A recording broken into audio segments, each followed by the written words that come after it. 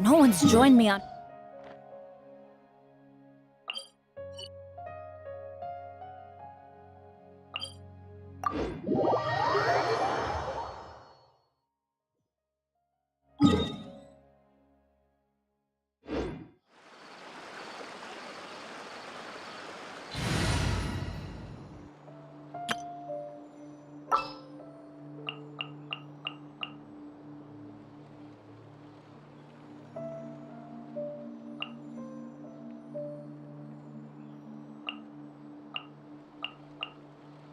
Want me to come along?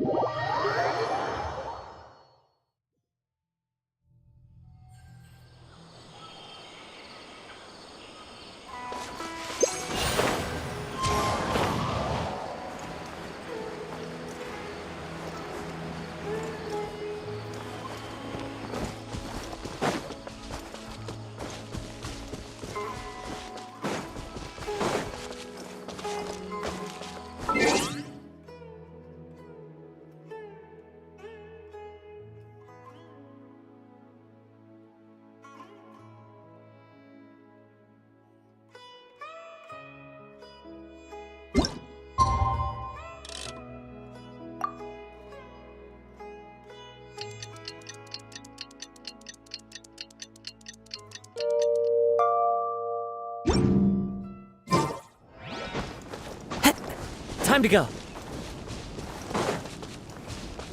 The wind knows me.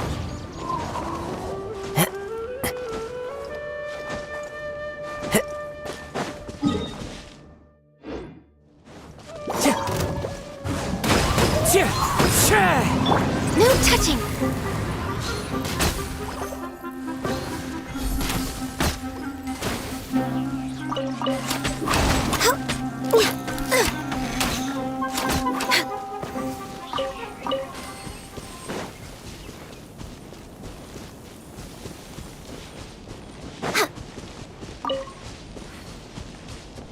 We're way behind schedule.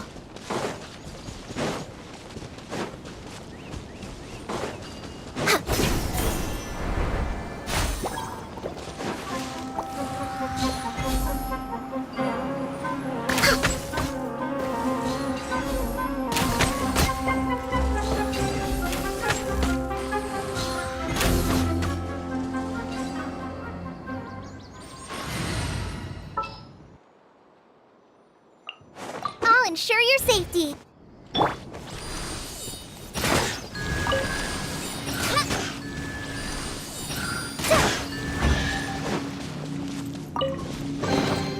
Wow, this is so lucky.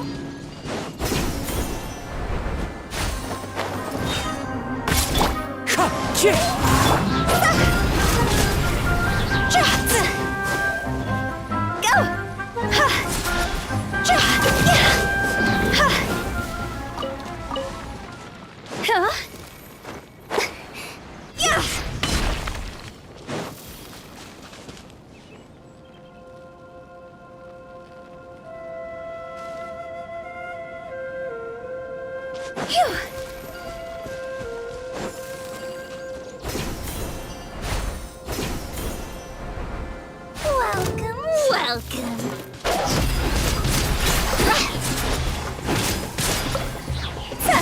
Go!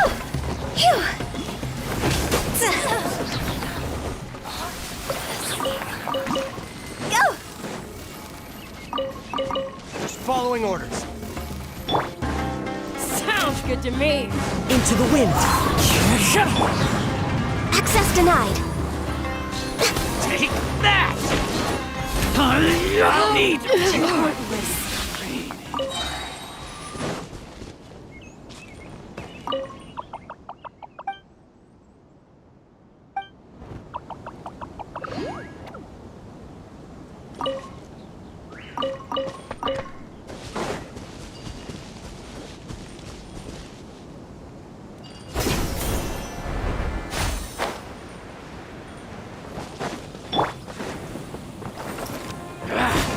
feeling lucky today.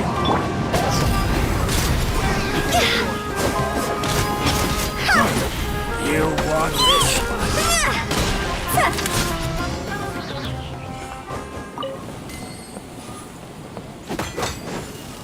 Huh?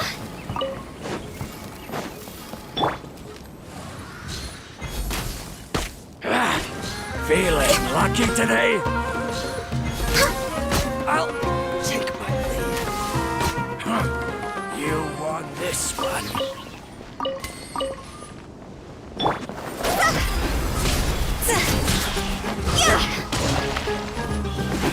I'll be back. No touching. Take that! I'll take my leave.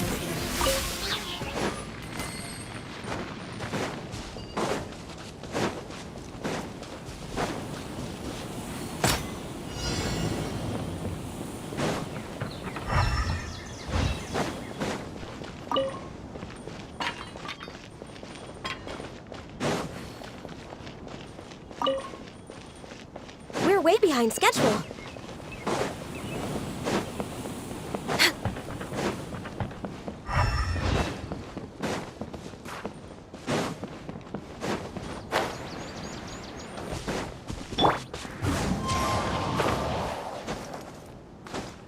Time to go.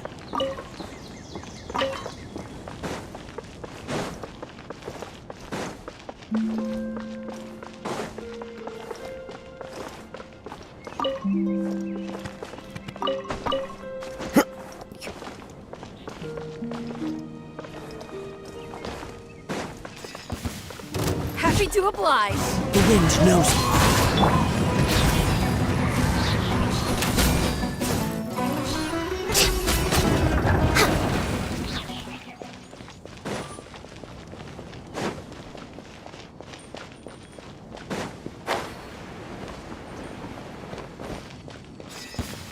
Born of ice and frost. New hunting. Into the wind. Fallen leaves. Adorn my night. I'll be back.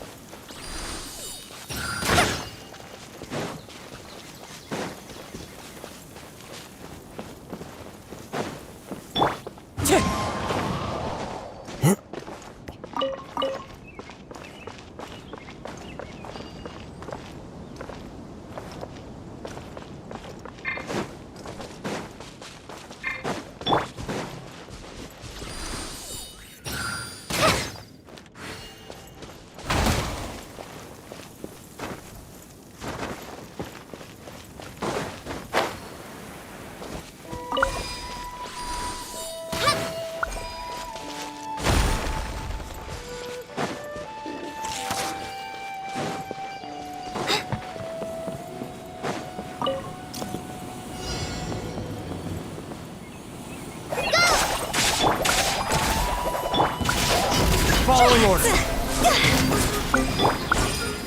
The wind knows me. All hail. Access denied. Take my leave. That's close enough. Just like we rehearsed. Into the wind.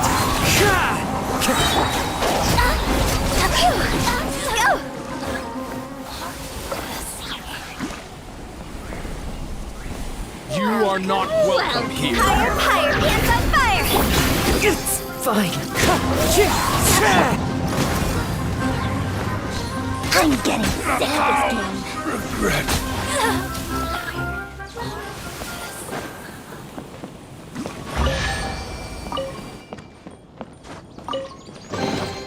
Beautiful treasures are a cause for great happiness.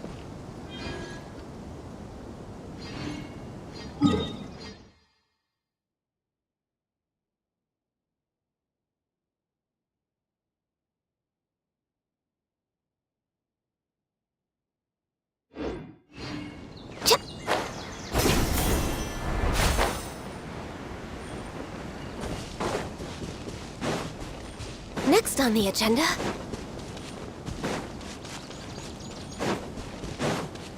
We're way behind schedule.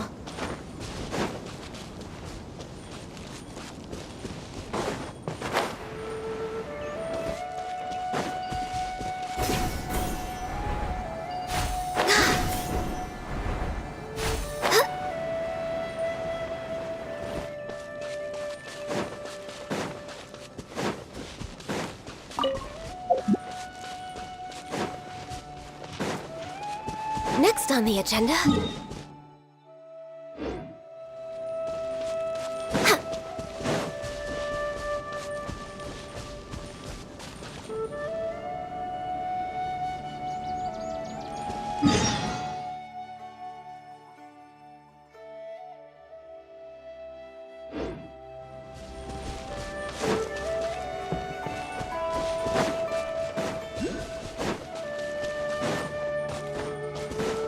Next on the agenda...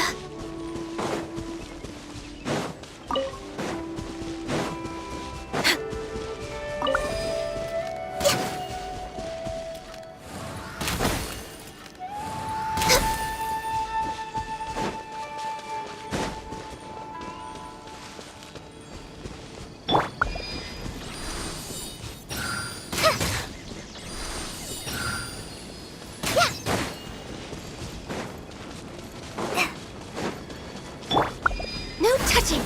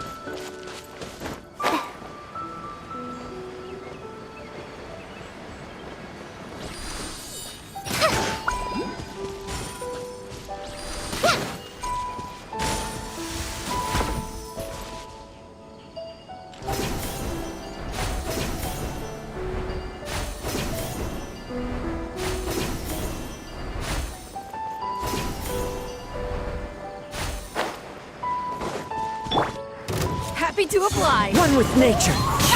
Born of ice and frost.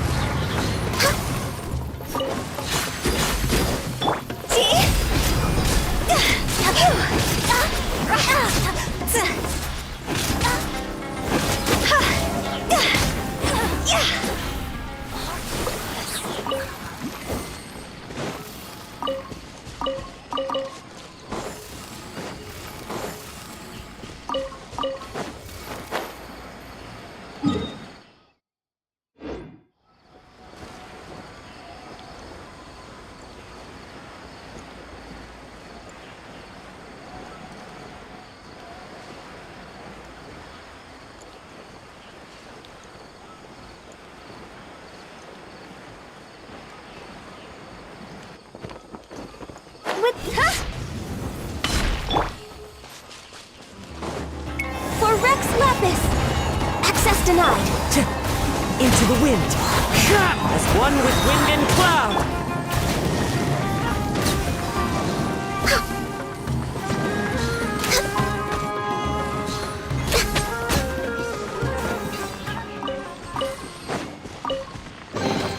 Perhaps whoever left these behind was also fulfilling a contract.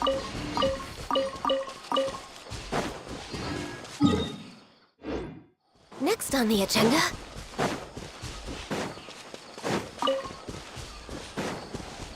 We're way behind schedule.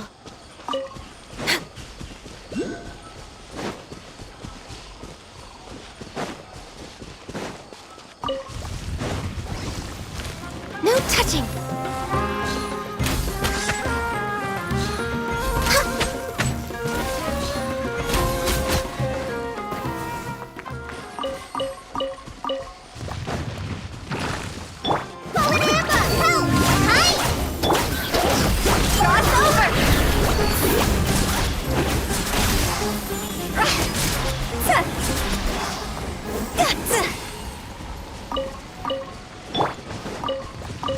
Next on the agenda... One with nature.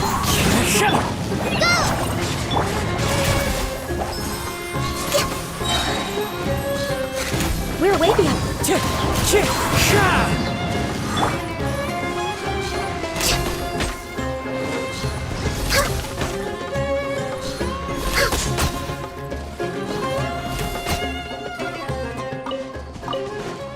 Next on the agenda...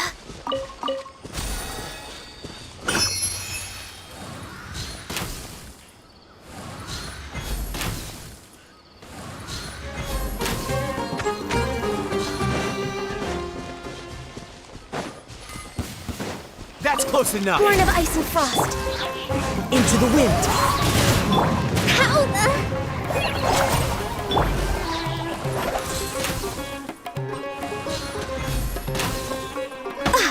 No escape. One with nature.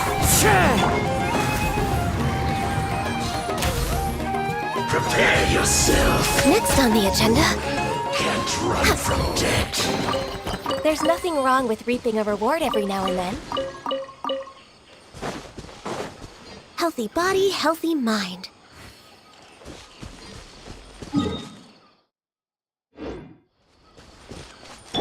Time to go.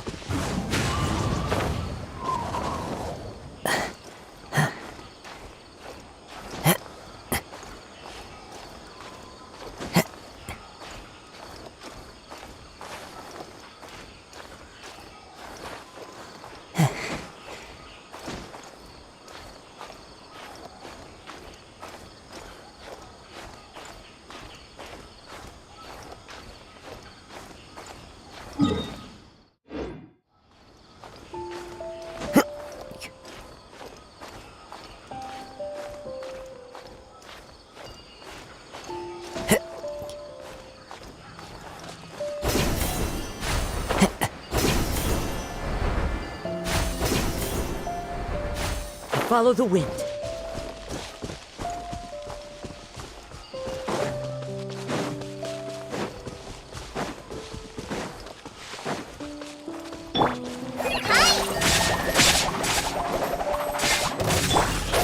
Higher, higher, pants on fire! Huh?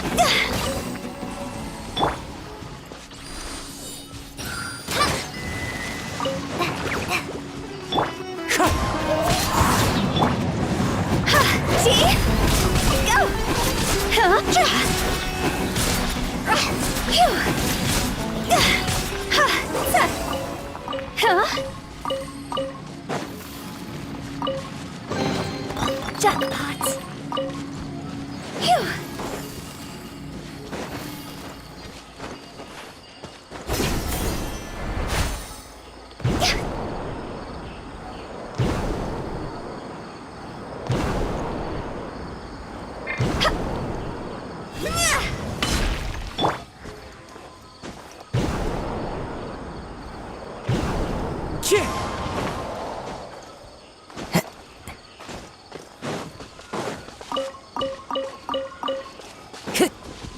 Time to go.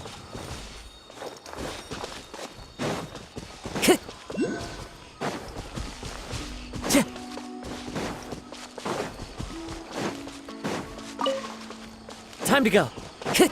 Wind Strider. You are not welcome here.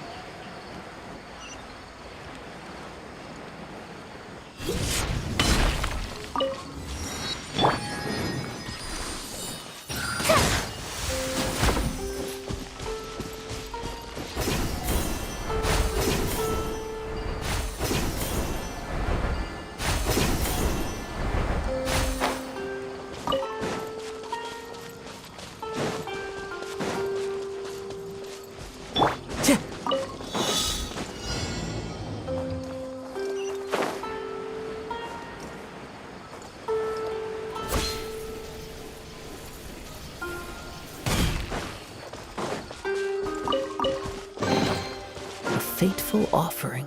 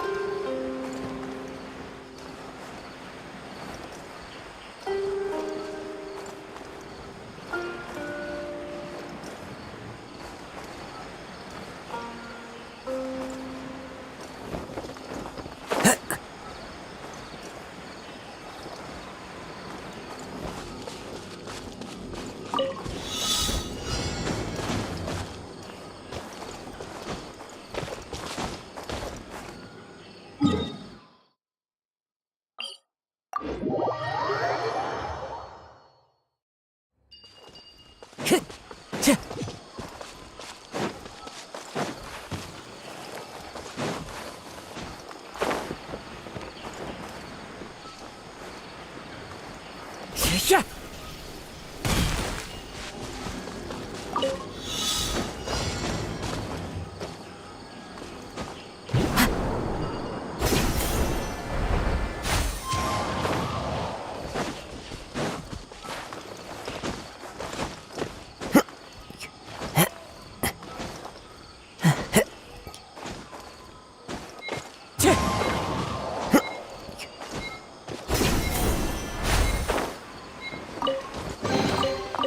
Who says there aren't benefits to a life of wandering?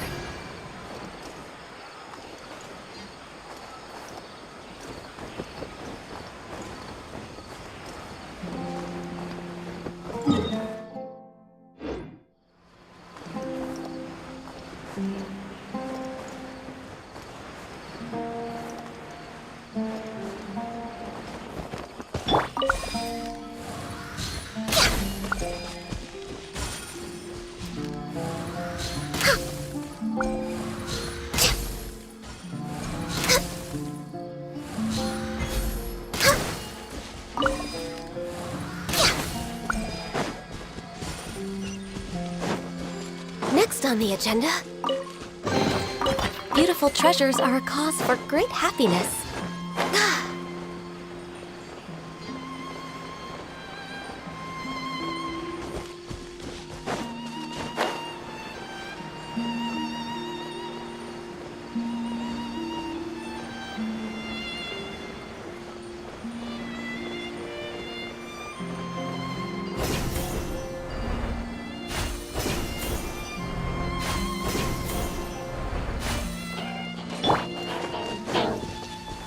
Into the wind.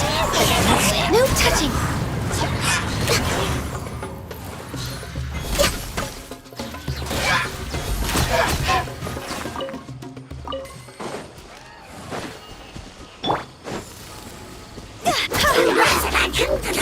Born of ice and frost.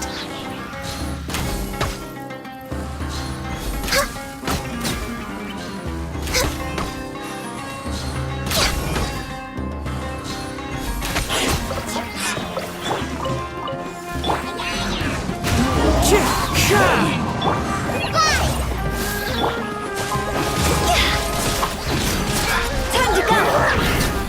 Huh? Phew! Go! Jackpot!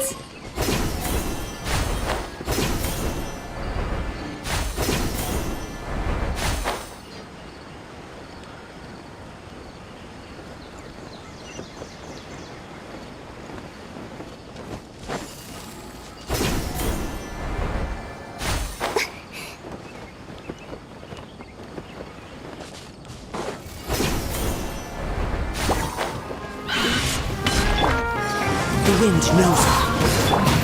Access denied.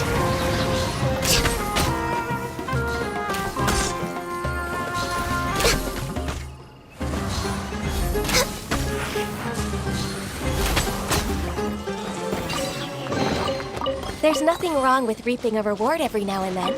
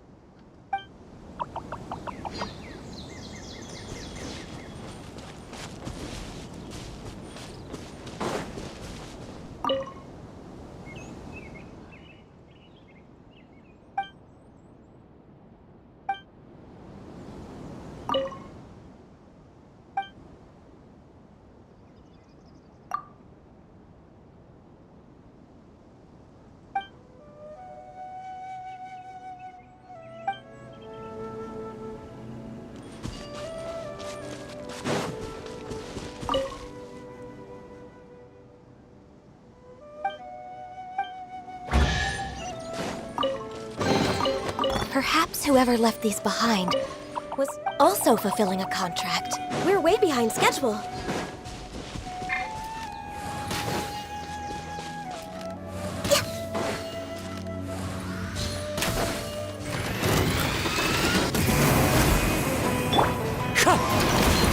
About time. The birds call.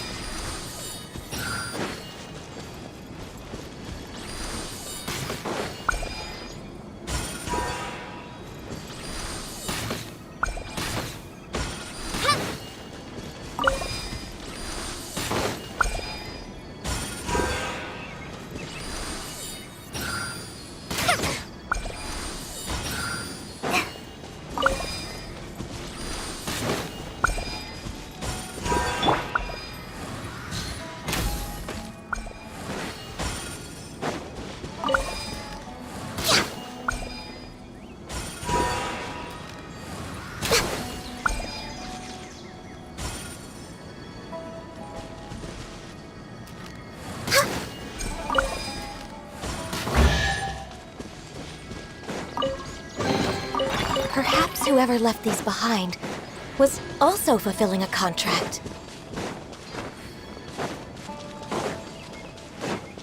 We're way behind schedule.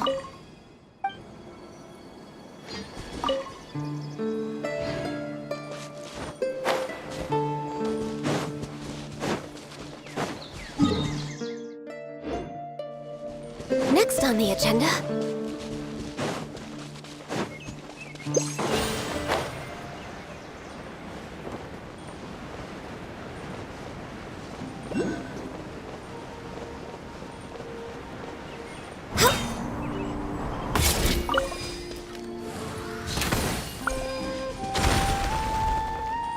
No touching!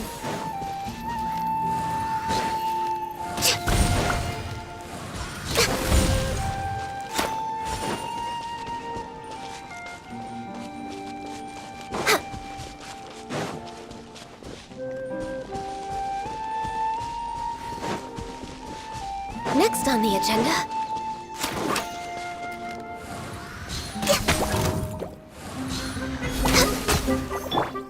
Wind Strider.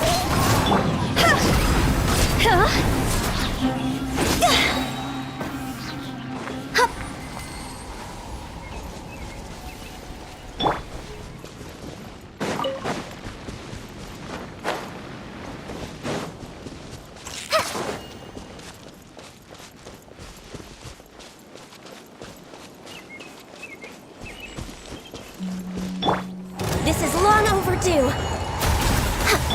Just like we rehearsed! Go! Higher, higher, pants on fire!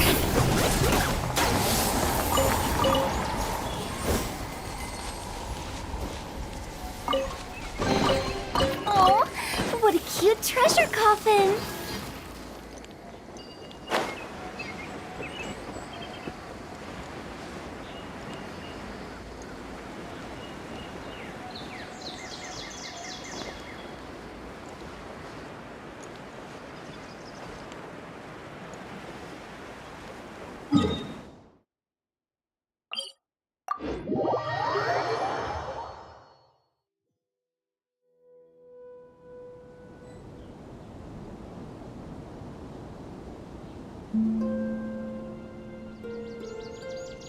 Silly churl, Billy churl.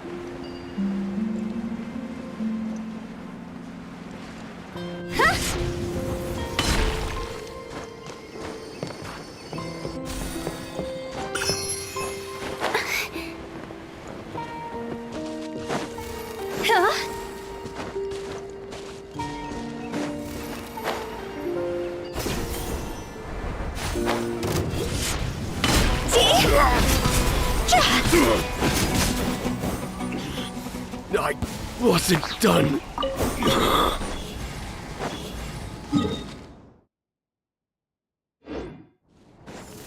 Go!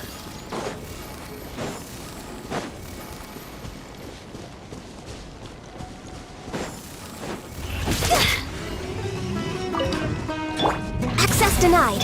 Fallen leaves, adorn my night! Go! Phew!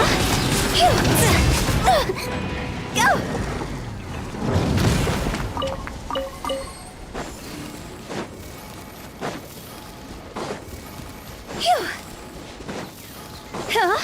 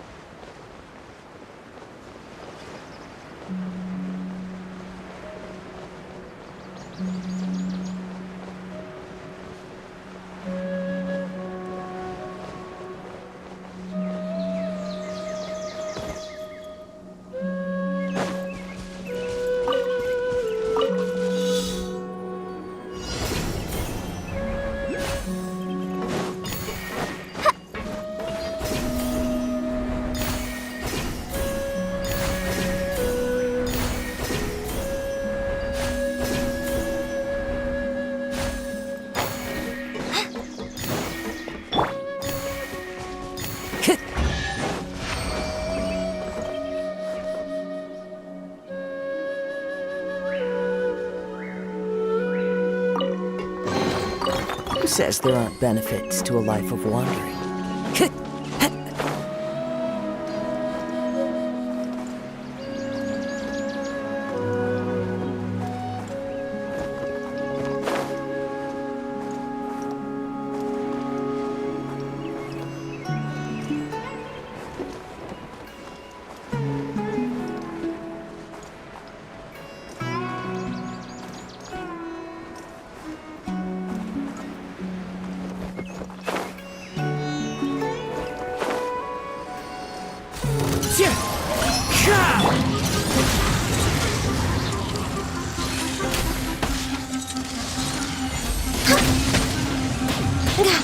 We're way behind.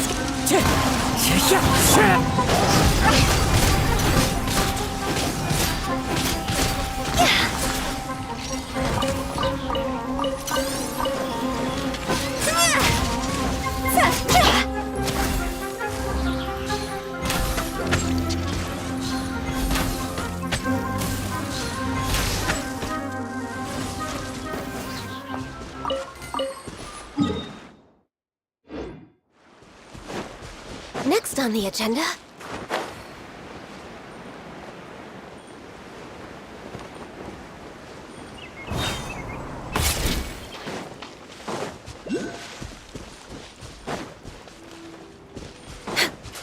way behind schedule.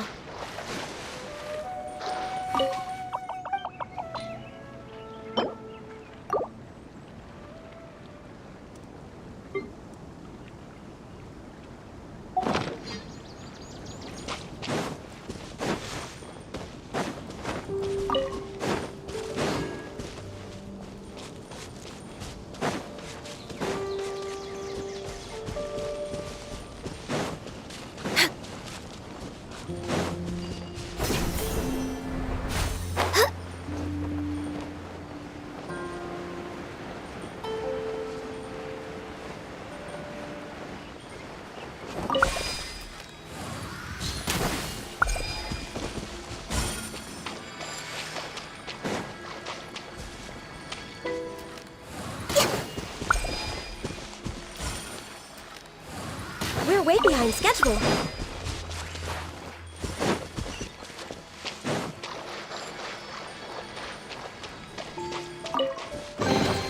Beautiful treasures are a cause for great happiness.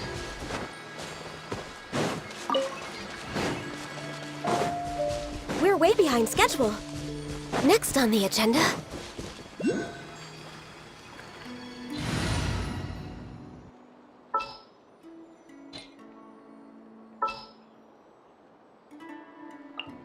Can I go catch up on...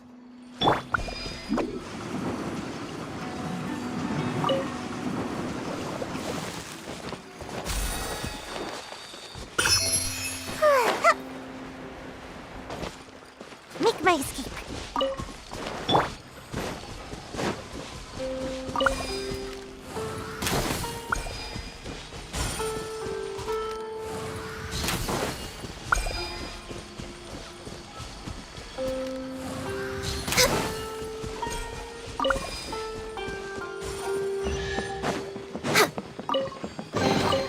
There's nothing wrong with reaping a reward every now and then.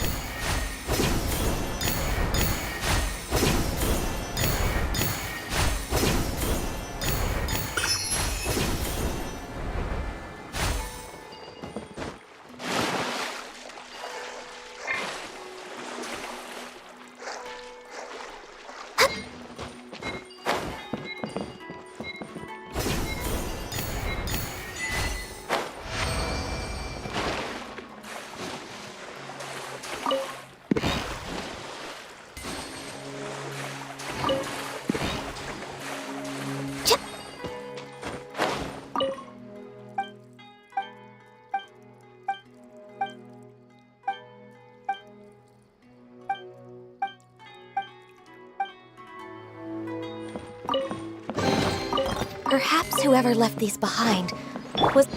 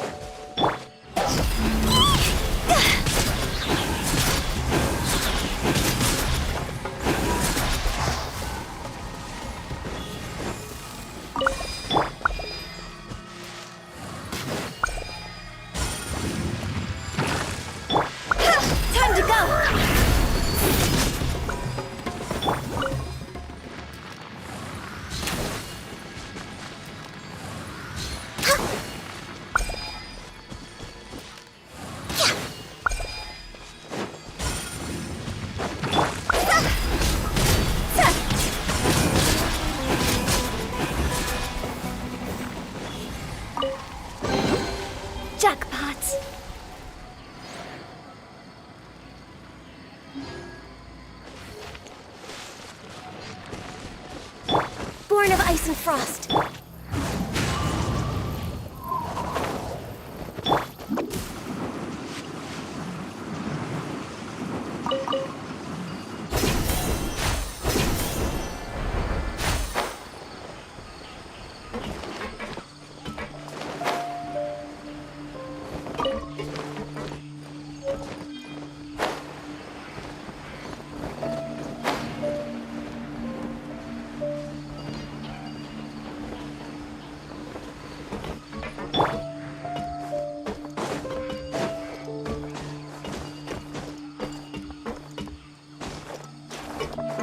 Wind Strider.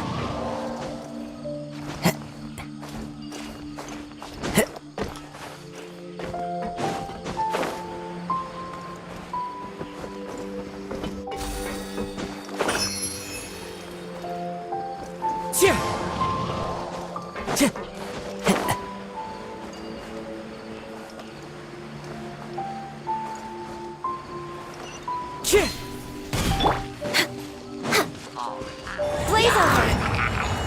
Access denied! As one with wind and cloud. Into the wind.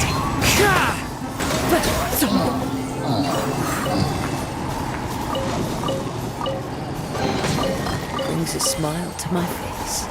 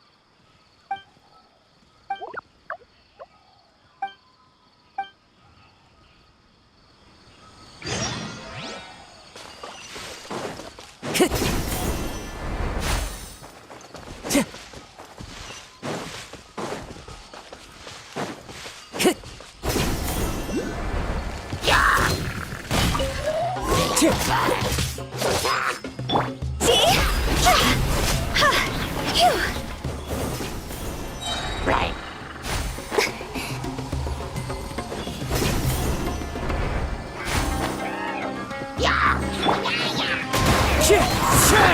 No touching! Come on out!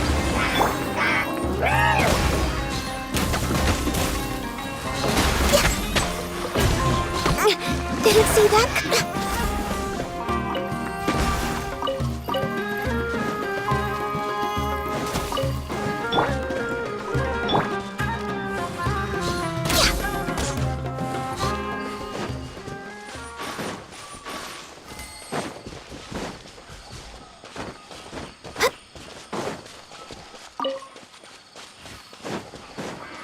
Yeah. Next on the agenda...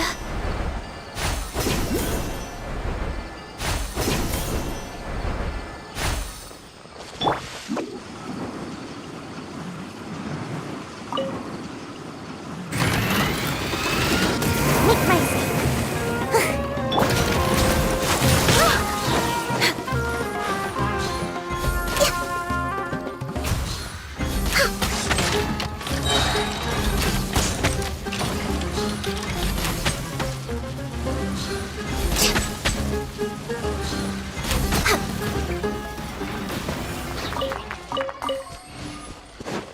Next on the agenda...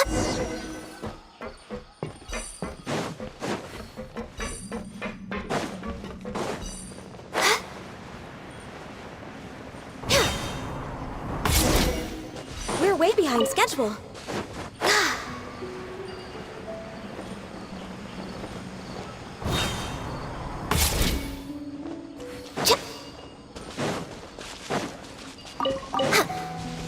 We're way behind schedule.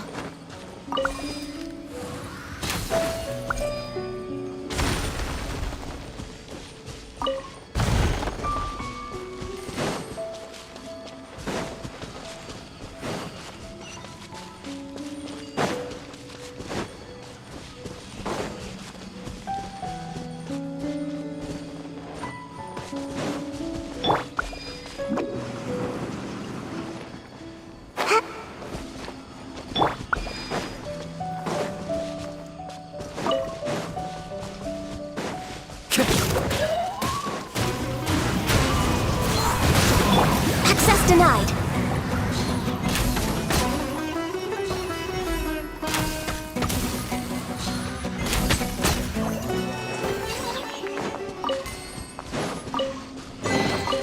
Perhaps whoever left these behind was also fulfilling a contract. We're way behind schedule.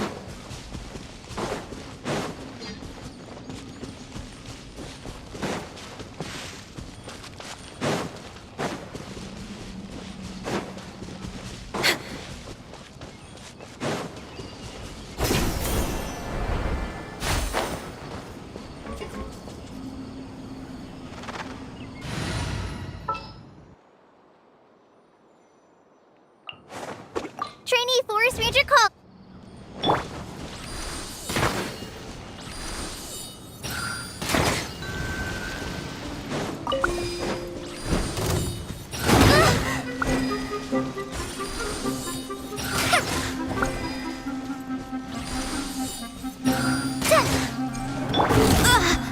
Born of ice and frost.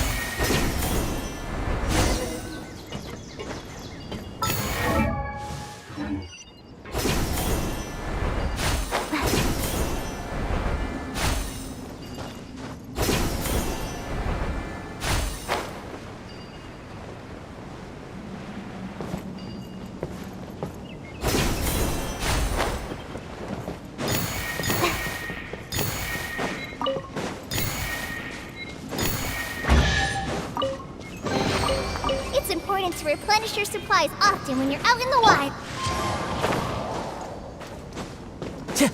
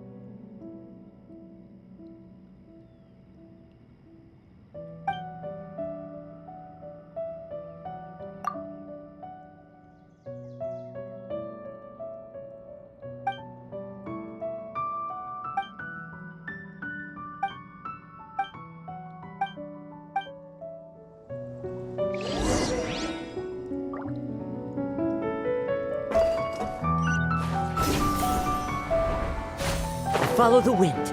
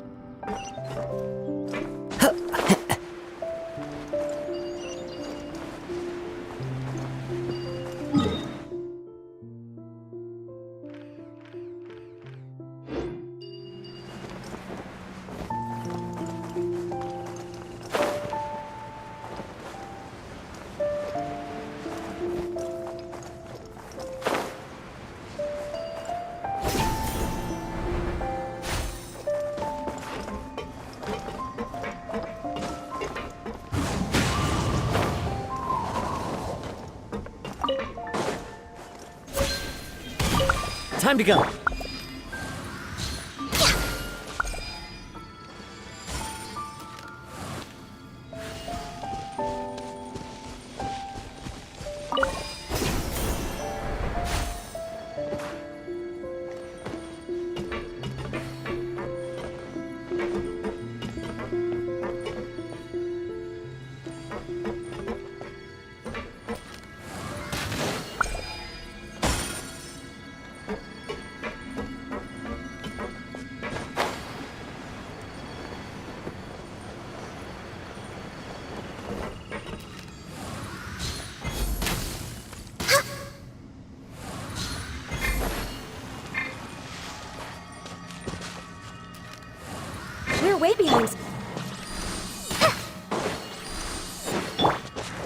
One with nature.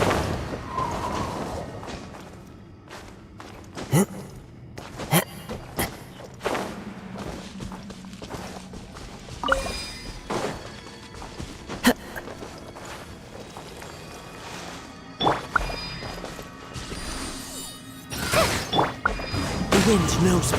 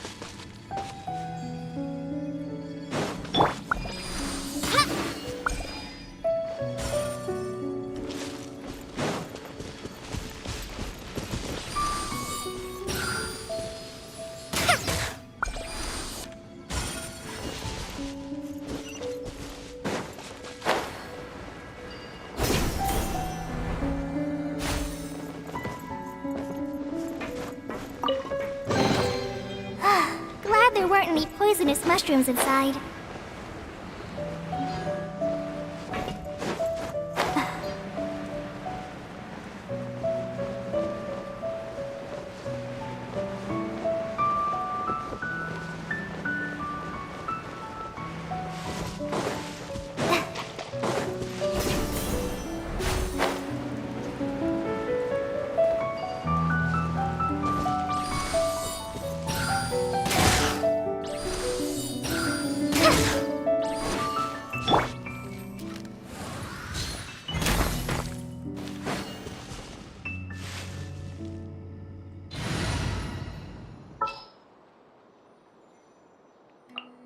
In the name of the princess.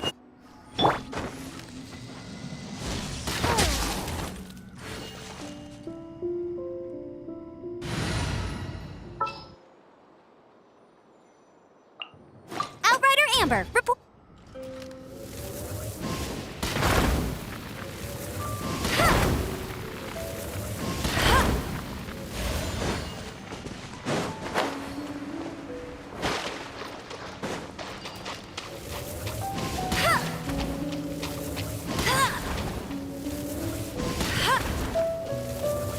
I'll race you there.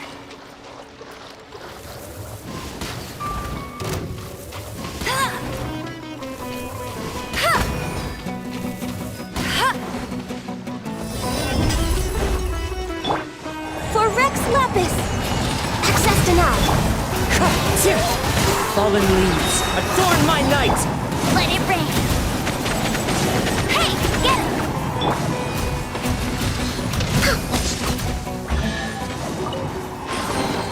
There's nothing wrong with reaping a reward every now and then.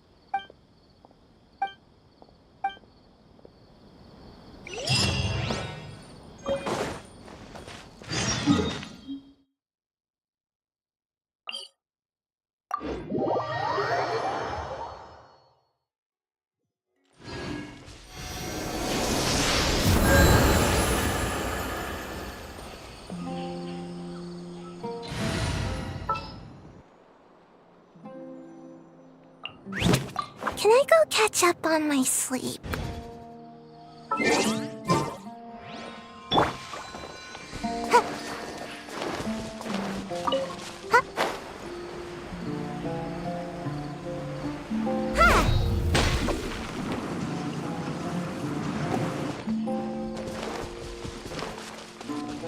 Make my escape.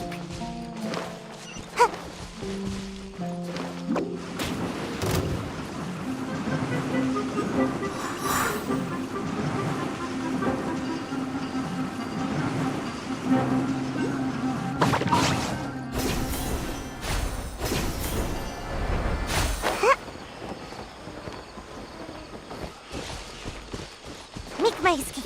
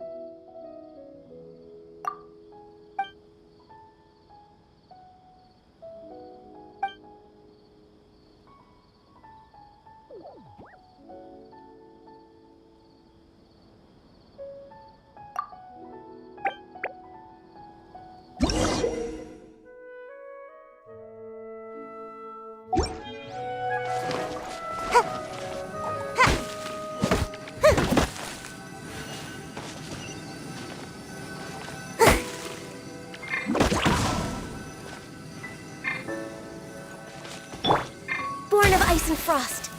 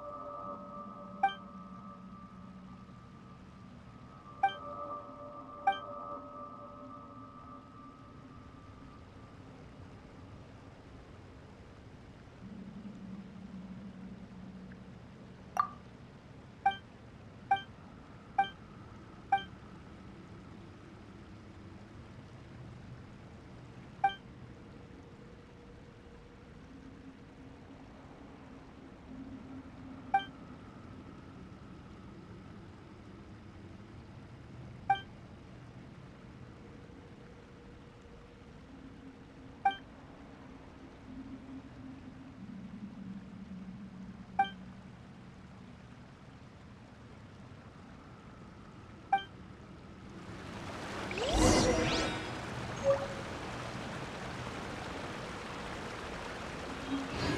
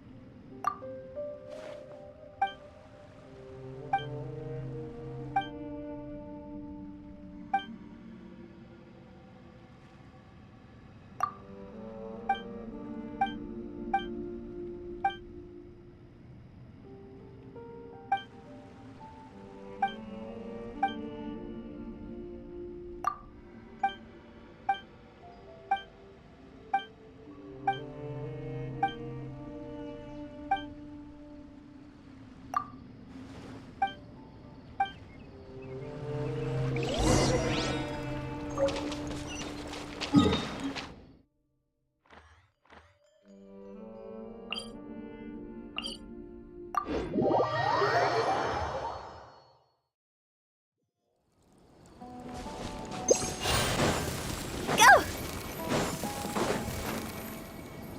With the wind.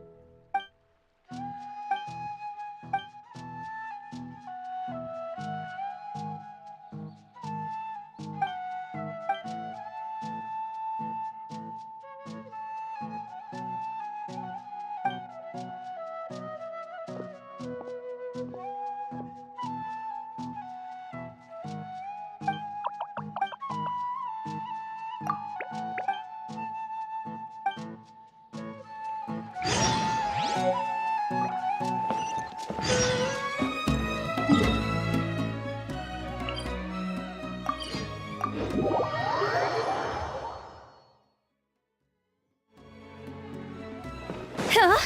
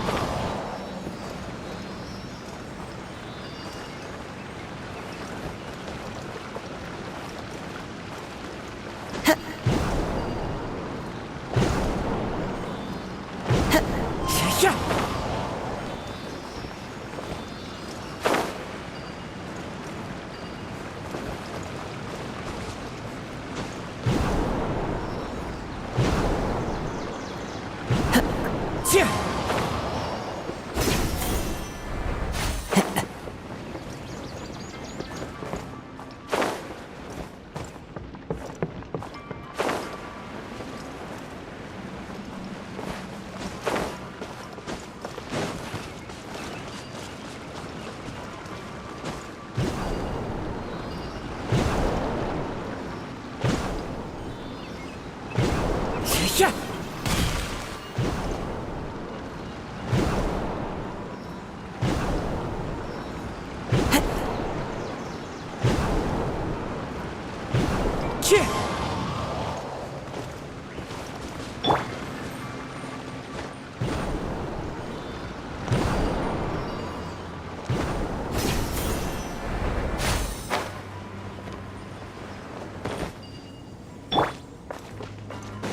Follow the wind.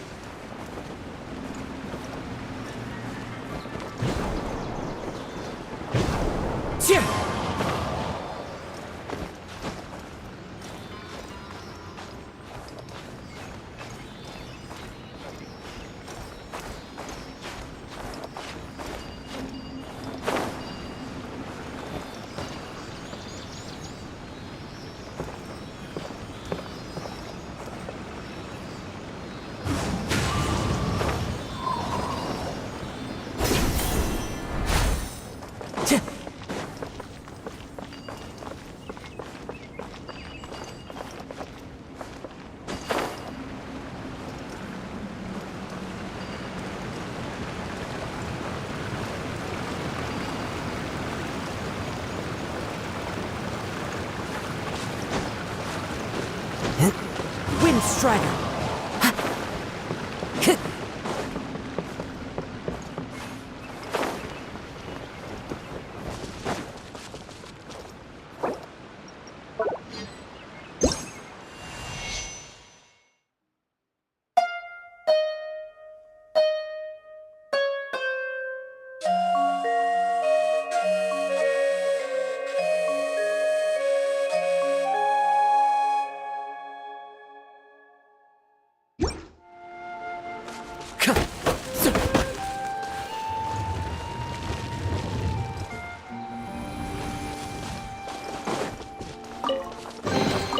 Brings a smile to my face.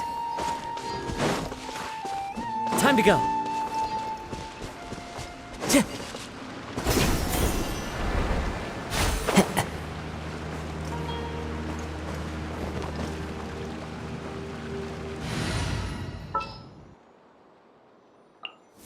The campaign begins.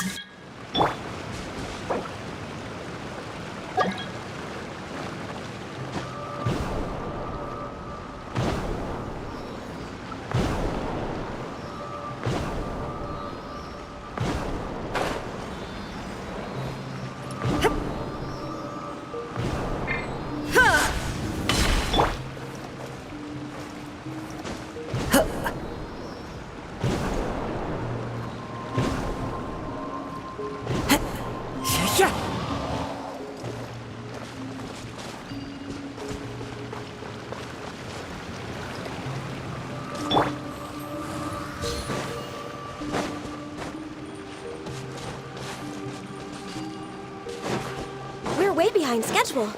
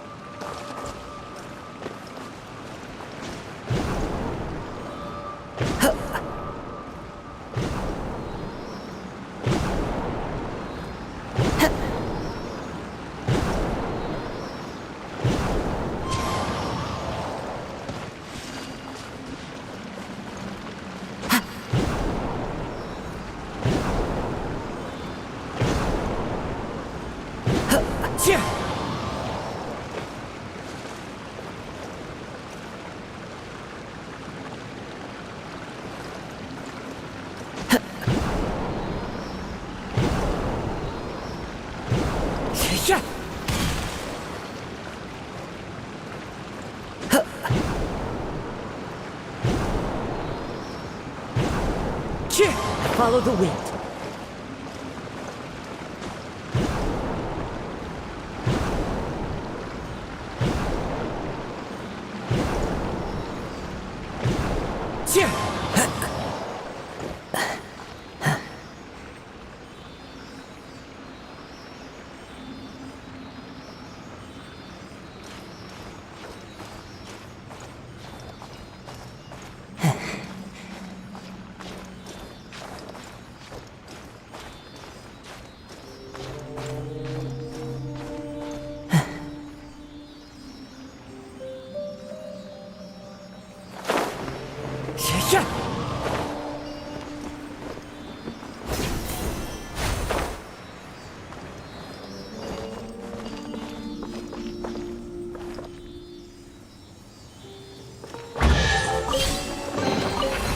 Fateful offering.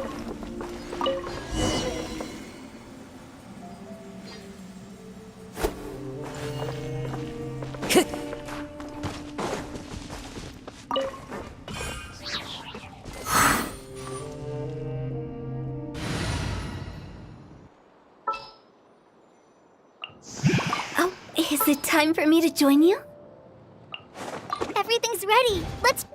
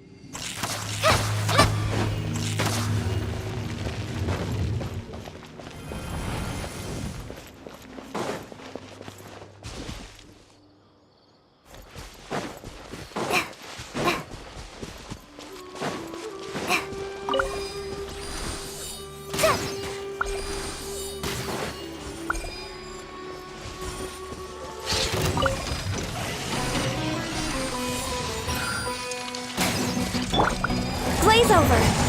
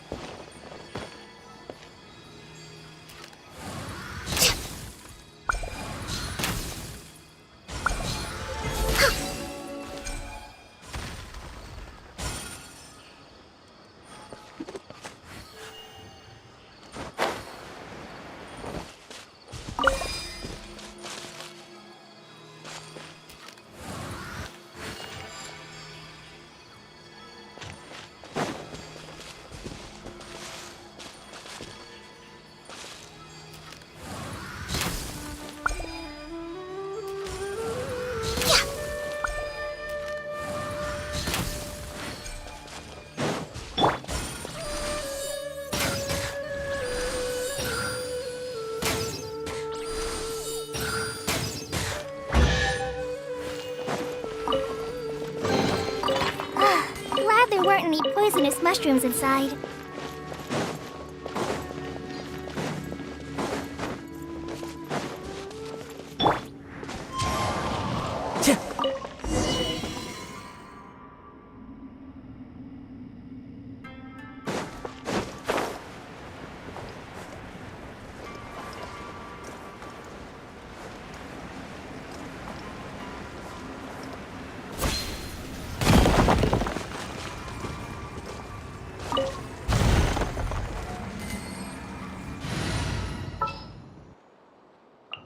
At the ready.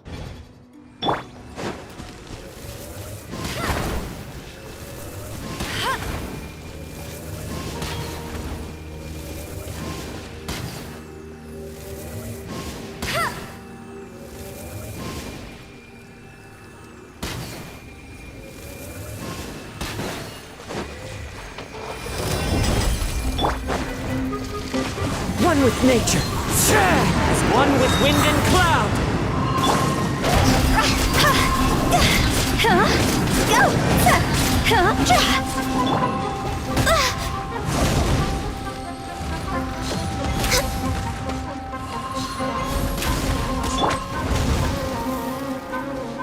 No touching!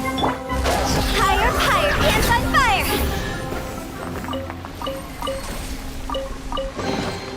Jackpots! Phew!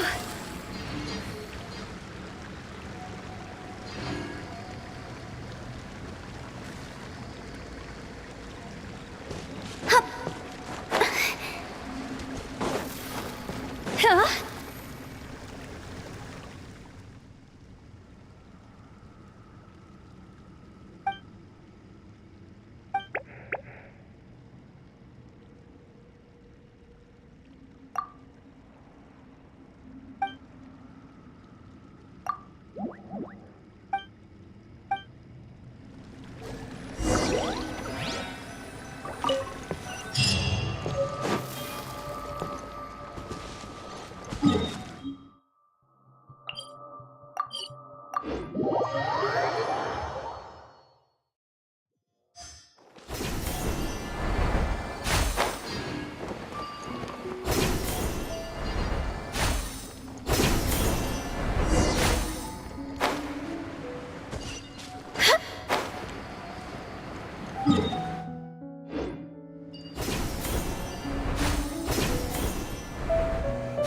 With the wind.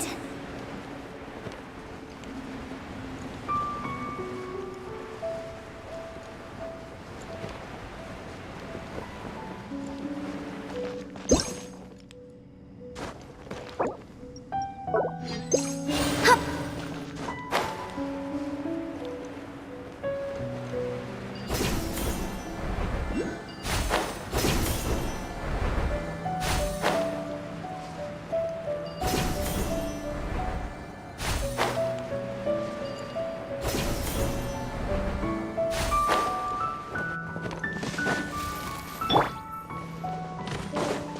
We're way behind schedule.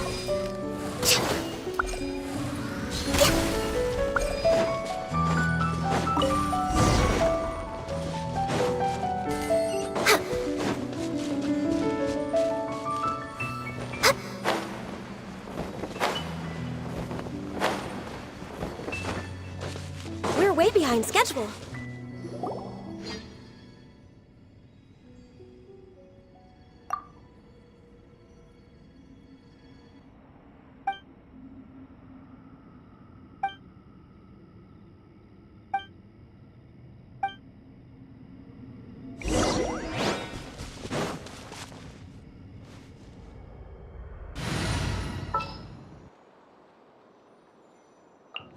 I won't hold you back.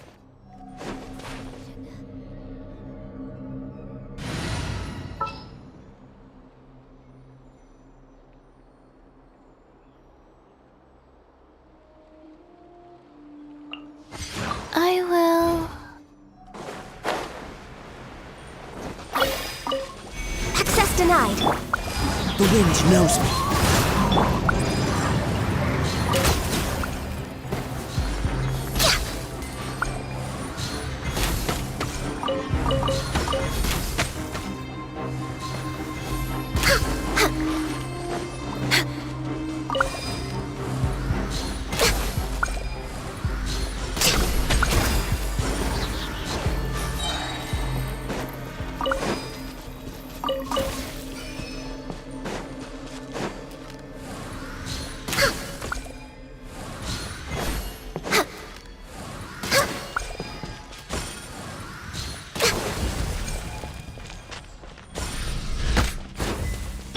Fallen leaves, adorn my night!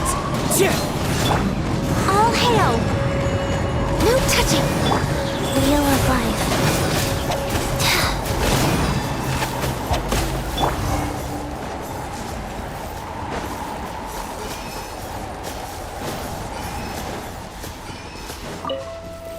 Next on the agenda...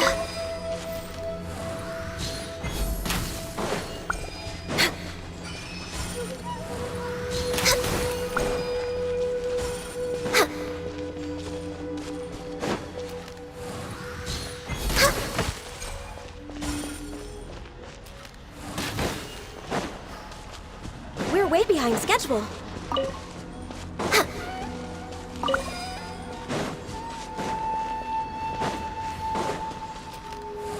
We're way behind schedule.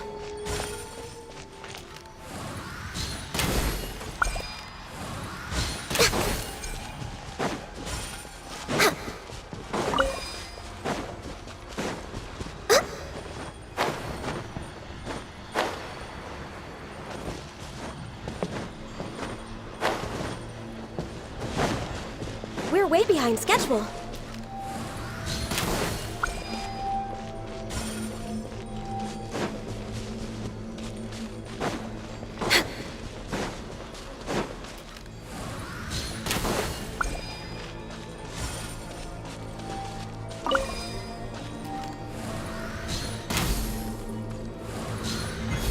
Next on the agenda.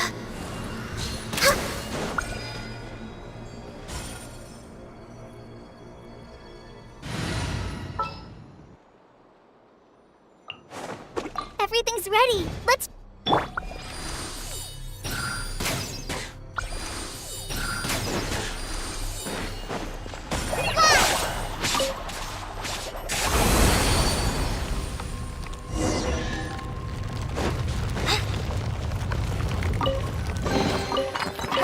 Glad there weren't any poisonous mushrooms inside.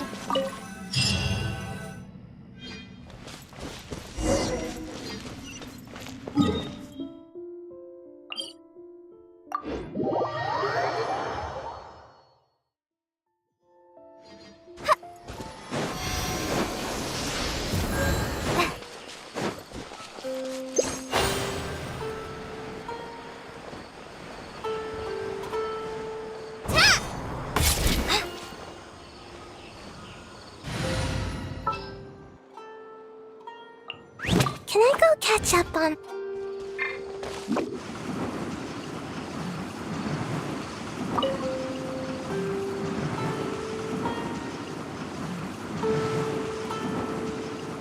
I'm out of here! Time to go. Yeah.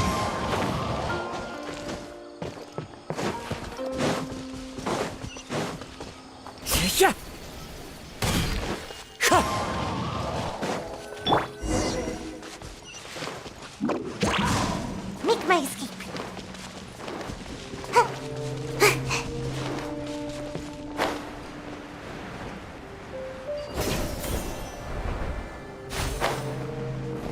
Make my escape.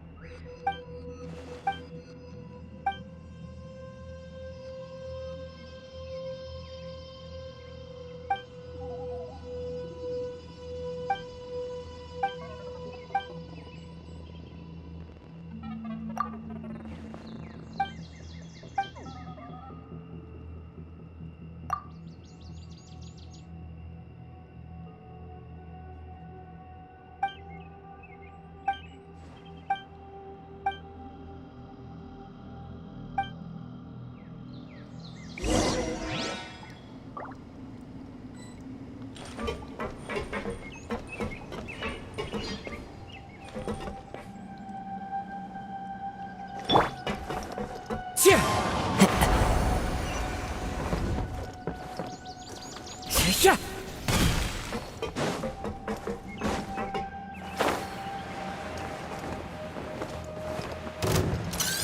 Sha! Sha! Sha!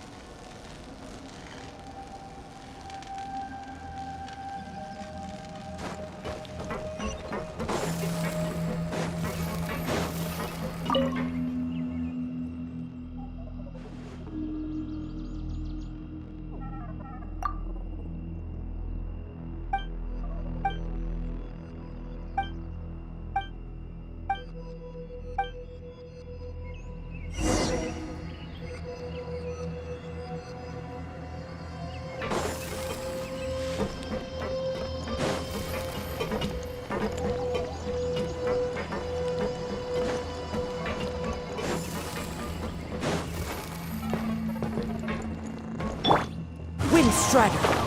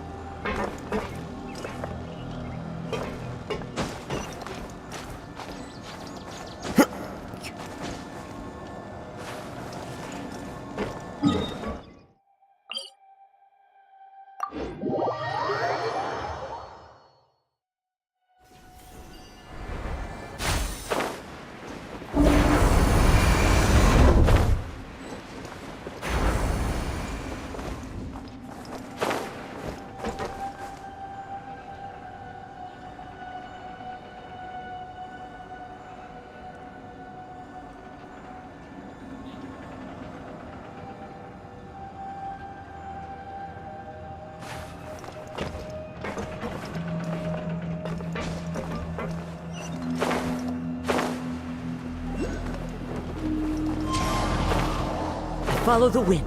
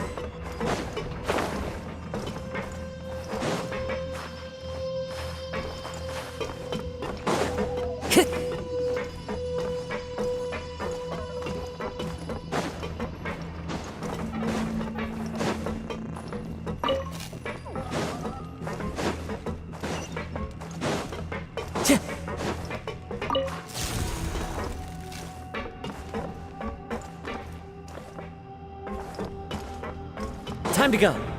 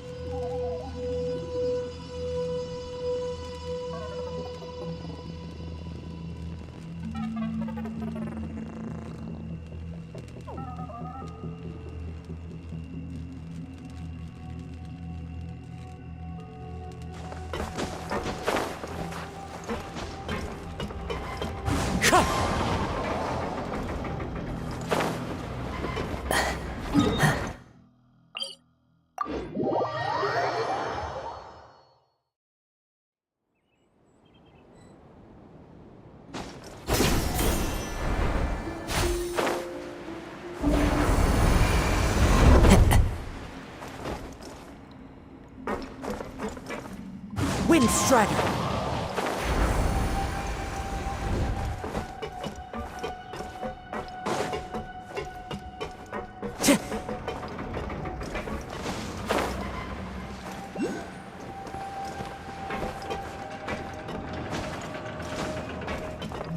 Into the wind.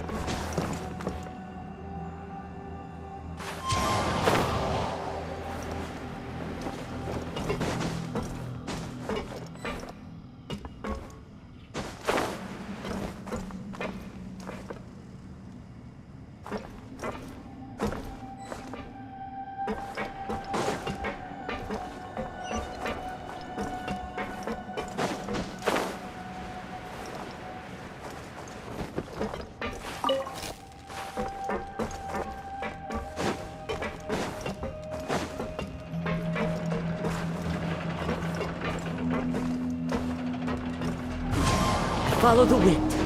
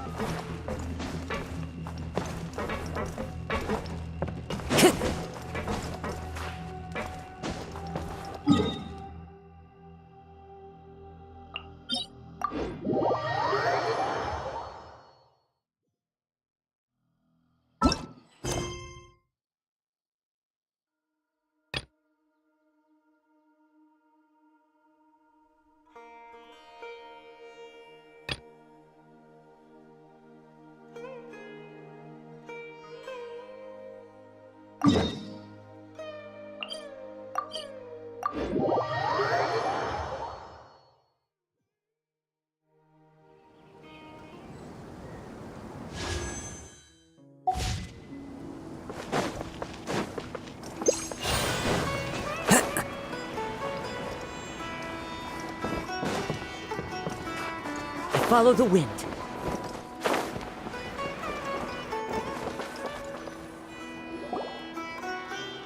Oh, you're back already.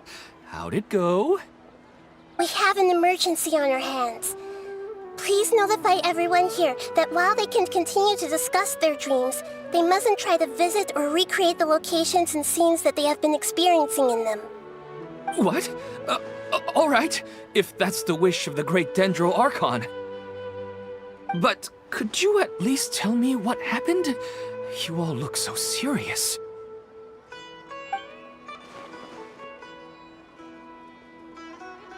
I see. I never knew even a dream could be so dangerous. Don't worry. I'll be sure to notify all the event participants and inform the other staff members about what has happened. Using the event registration list, I should be able to contact more people that were interested in dreams and warn them about the situation. Thank you. That would be very helpful. Let me confirm if all of today's participants are still here. Atta has already left. It seemed that he was on his way to make a hammer, so that shouldn't be a problem. Oh, wait a second. Where's Katya? Has anyone seen Katya? Has she already left? Oh, I think she already left. She said there was somewhere she wanted to go. Oh no.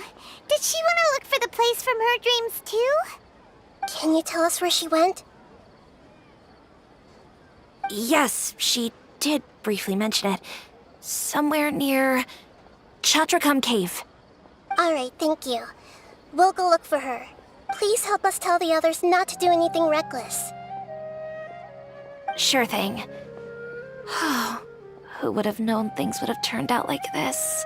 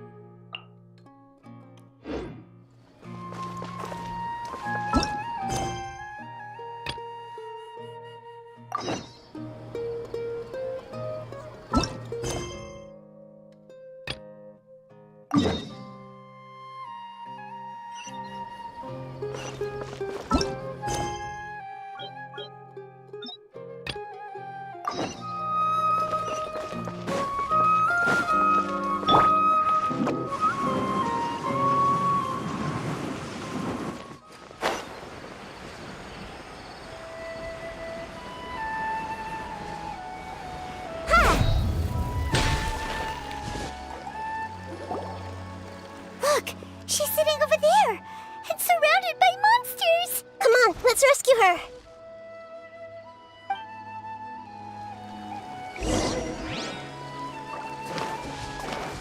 I see everything! Access denied. The wind knows me. Cross over!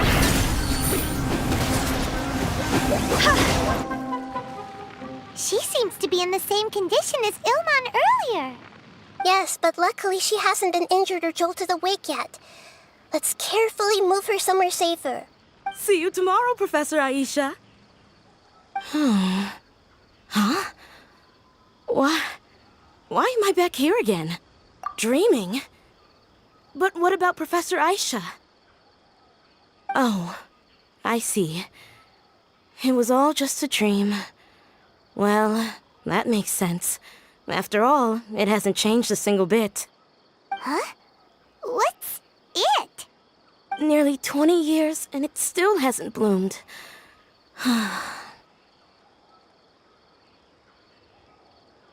Does it have something to do with your dream? Please, tell us what you mean. Sorry. I'm still feeling a little groggy. Please give me a moment here. All right. Where to start? Right. This plant. So, Professor Aisha gave me this plant just before she left. She was a good friend of my parents and my first real tutor. In addition to her extraordinary academic talents, she was also skilled in combat and would accept lots of work from the Adventurers Guild. Oh, so you mean she's left on an adventure? Yes. When I was about 10 years old, she told me that she must go look for the secrets of the Abyss, and that she would be gone for a long time. I grabbed hold of her and wouldn't let go. I didn't know what the Abyss was. I just knew that she was like family to me. She hugged me, and we cried for some time until I fell asleep. When I woke up, I was already back home. She still decided to leave, but had left behind a letter for me saying that I was the person she cared for most in this world. She claimed that investigating the Abyss could help more ordinary people protect the people and things they care about. She had obtained some important evidence during her past adventures. If she didn't set off right away, she might miss the perfect opportunity. Guess Ad Astra Abyssosque isn't just a slogan. She left a seed in the letter, telling me that if it sprouted and bloomed, then she'd come back no matter what sort of risky situation she was in. She said she looked forward to seeing me all grown up. But strangely, I've tried watering it, feeding it, everything I could think of. But I've never been able to get it to bloom. I even went to ask the Immorta researchers, and they couldn't explain it either. May I have a look at the plant? Of course. I was hoping the great Dendro Archon could help me solve this problem. Let me see.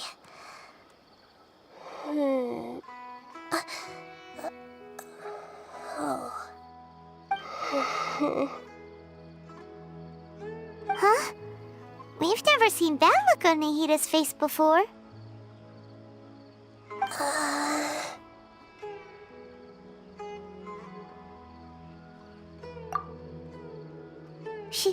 She looks a little unwell. Hold on, we'll be right back.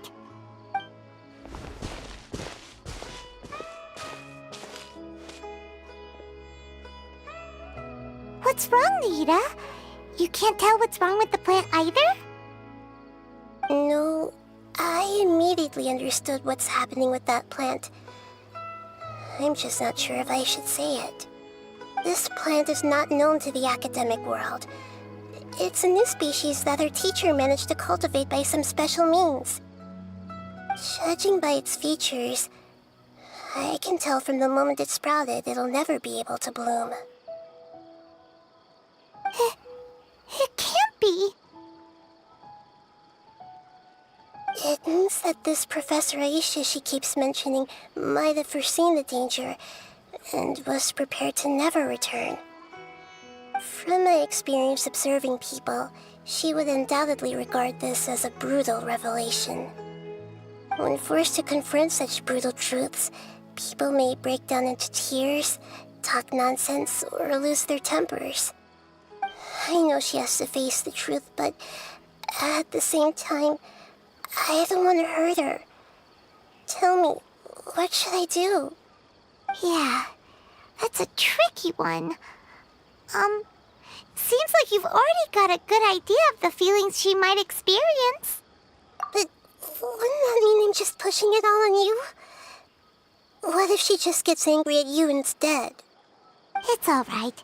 There are all kinds of people, and the examples you observed are just the most extreme cases. Okay. Thank you. Let's go back and tell her.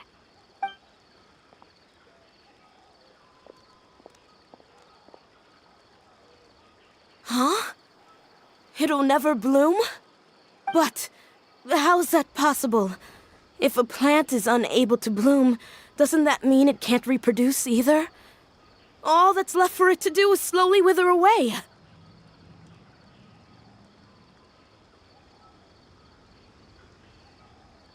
Are you saying she never intended to return? Seriously? So everything she said was a lie? But she meant well. Since the separation was inevitable, she hoped that you would be able to come to grips with such a cruel parting a little later in life. Yeah, her love, care, and attention to you, all those warm moments were real. I guess she had hoped that you could understand and respect her choice after learning the truth. I see. Sorry, I don't want to sound ungrateful, but it's just so much to take in. The dreams are so beautiful. Yet reality is heartlessly cold. I really thought she had come back. I had so much to tell her. These dreams may not be as pure and beautiful as they seem. Some kind of power may be exploiting your feelings. Really, otherwise, I wouldn't have anything left to remember her by. Thanks, Traveler and Paimon. She seems to have finally accepted the truth, but I think she'll still need a long time to come to terms with her feelings. I saw her waver the moment you mentioned love. It was almost like a gentle rain, arriving just in time to put out a fire that was about to spread. It's because people have something called empathy. Empathy? I see. This is valuable knowledge indeed. By the way, you said there may be something that's trying to exploit their feelings. Any idea what that might be? Yes. What's common between Ilmon and Katya's cases is that they've both lost someone dear to them. And now, they get to meet the people they cherish in their dreams again, and the people feel more real than anything a regular dream could hope to create. Instead of interpreting it as a result of their longing, I have to consider a more antagonistic explanation. Someone is taking advantage of their longing. Yeah, they're just causing these people to dream. What are they after? This is exactly what we need to investigate. Anyway, let's pay another visit to a moment of dreams. I have a bad feeling about all this. I hope things haven't gotten any worse.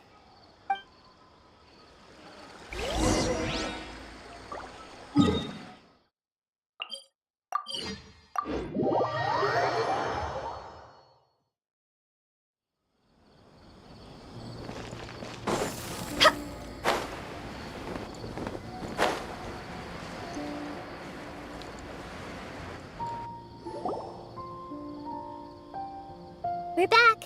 How's everything here? I am so sorry, Great Dendro Archon. We're still trying to figure out how to explain the whole thing to everyone. Because of your warning, we've brought dreamers here even if they were completely unaware of the danger. But some of them have already fallen asleep, and they haven't woken up for a long time. I fear there's nothing we can do about it. A moment of dreams is just a small interest group. We don't have enough staff members to handle this. Just as I expected. It seems my guess was correct. It's the Dendro Archon. She's back. What happened? Why have we been gathered here? Many of you here have been experiencing some beautiful dreams. But I'm sorry to tell you that based on our investigation, there's some kind of conspiracy behind them. Before we learn the truth, please don't try to recreate the scenes in your dreams. Whatever you see, don't be tempted by them. Huh? But... I don't think it's a big deal. Aren't we just dreaming? It's not like dreams will have an effect on others. We've already met two people who ran off to the countryside alone and got caught in dangerous situations by falling to the temptations in their dreams. That's right! These aren't just dreams! It's serious! All right, I get it. so does that mean once we have some conclusive results from the investigation, we can continue to enjoy these dreams? Yeah, I still want to visit my sister in my dreams.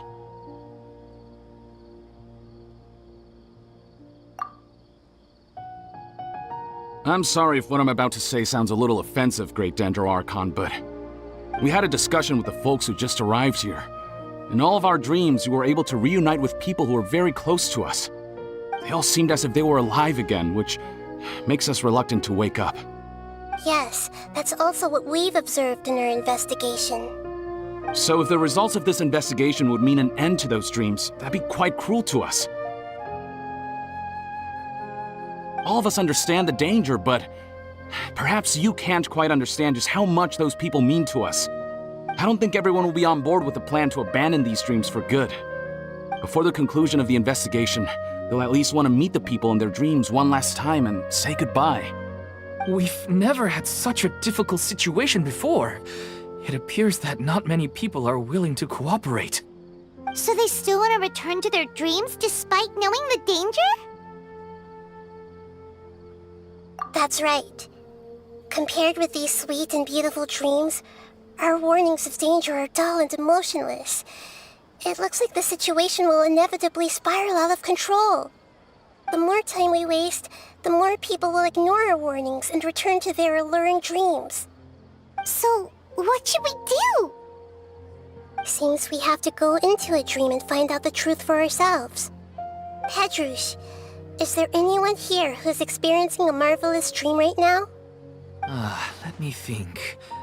Yes, this way. Good. Please take us there.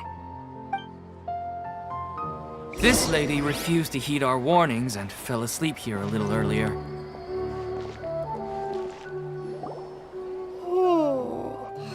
She's only asleep and hasn't started sleepwalking. It seems she hasn't sunk too deep into her dream yet. Do we also need to fall asleep if we want to go into her dream? Don't worry about that. I'm Lesser Lord Kusanali after all. Now, don't be nervous. Just close your eyes. Imagine yourselves as waves gradually rolling onto the beach. You slowly wash over the shore and sink into the sand.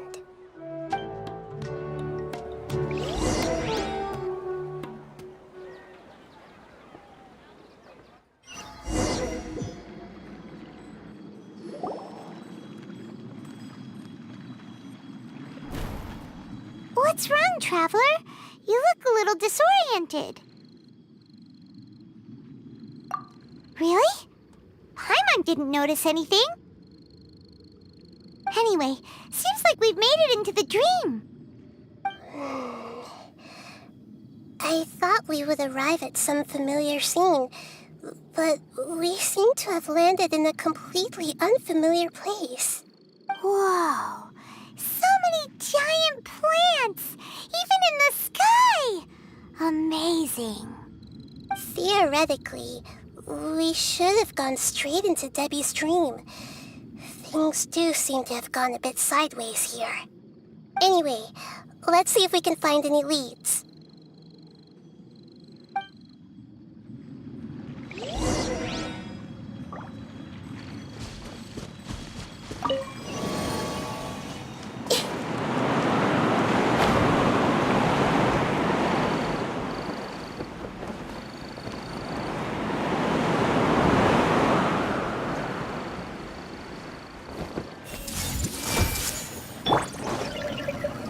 Into the wind!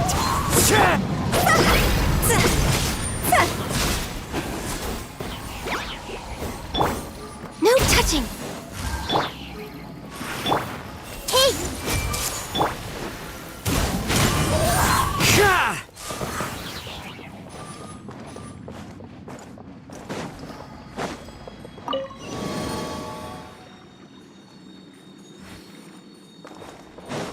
Time to go.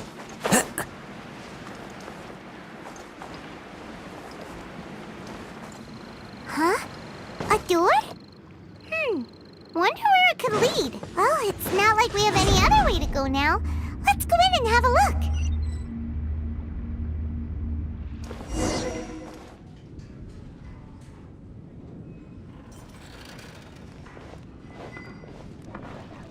Hey, this place looks familiar. Isn't it Puspa Cafe? Oh, Paimon sees Debbie. She's right over there. Looks like we've come to the right place. These alluring dreams often portray a scene from real life, which concurs with our previous findings. Really? Well, what about that space we were in just now? You can't mean this is another collective dream? Yes. Given that so many people have been experiencing these beautiful dreams, I would say it's very likely that they're interconnected. Compared to an interconnected dream, independent individual dreams would be much harder to manage and manipulate. Ah, Paimon gets it now. Well, let's go talk with Debbie.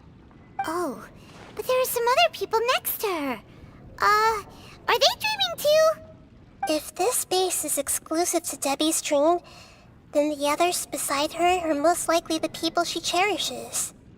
Anyway, we should confirm that first, just to be sure. Huh.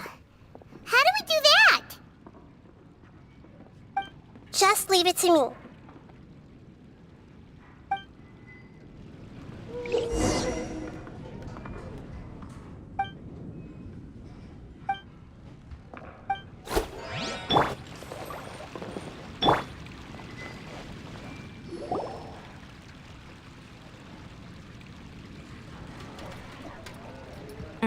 The coffee here still tastes the same as ever. You two have traveled all around Tibet. Surely you've all tasted better coffee than this. I suppose so, but no matter how good things may be elsewhere, nothing beats the taste of home. That's right. It's hard to change your tastes. Anyway, here's to your return home. Welcome back, everyone.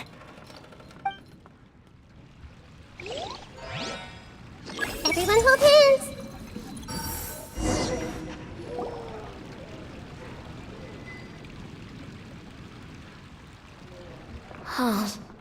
How could they be? Well, I guess it doesn't matter. Huh? She sounds a little hesitant. I've confirmed that this dream belongs only to Debbie, because I'm unable to hear the thoughts of the other two people with her. So, this is the power of the Dendroculus? Paimon had better watch her thoughts from now on. Don't worry. I don't often use my powers like this. It's rather impolite. Alright, I need to get myself ready. It won't be easy to break it to her, but there's no avoiding it now. The Great Dendroculus! What brings you here? I'm sorry to interrupt your celebration, but have you noticed that what's happening here doesn't quite match up with your memories? I don't quite understand. Great Dendroculus. What do you mean? I get it. The Dendroculus is trying to say that it's a once-in-a-lifetime opportunity that we're able to gather here. Hey, how about a cup of coffee for all of you? My treat. We just returned from a fruitful adventure. Memories? A once-in-a-lifetime opportunity? Think carefully. You of all people should know what really happened to them. Are you sure that meeting here and chatting the day away like this isn't just a product of your own wishful thinking? Yes. The reports from the Steambird were true. The ship they were on struck a reef and sank. And I never heard from Basima and Gaspar again. Hey, come on now. What are you talking about, Debbie? Yeah, trust your memories. Nothing you see here is real. I get it now. This is a dream, isn't it? But since it's my dream, it doesn't matter if this is real or not. I enjoy the way things are here. I no longer have to face the tragedies of real life. These friends mean the world to me. Nobody else can understand me like they do. There's nothing wrong with continuing this dream. Is there? I'm worried that if you were to continue dreaming like this, the lines between dreams and reality will gradually become too blurred for you. These dreams will always give you what you want, while reality remains full of pain and difficult situations. If you're not careful, you can get hurt. Don't worry. I still have control. I won't let it go that far. Are you sure? Hey, how about we put all this troublesome stuff aside and get back to our coffee and snacks, hmm? Whether it's just a dream or real life, you should be happy. You can't just brush off something like this. We don't even know how you people got here or where you even came from. Sorry. Paimon didn't mean to upset anyone. No, it's all right. I understand that you're just trying to look out for me. It seems that for now, this place is still relatively harmless for you. But I wonder if there's any way to go deeper into the dream. Huh. Now that you mention it, I once heard a strange voice tell me that there's an entrance here. I'm not interested in checking it out at the moment, but maybe I'll go in and have a look later. Okay, thanks for your help. Just as I expected, we're only on the surface of this dream. Let's go.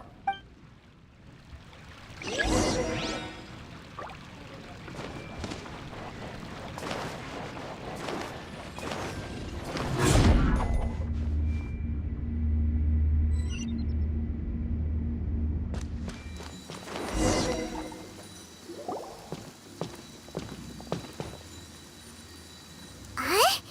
What are we doing here again? Wait a second. We were just up there. No, down there?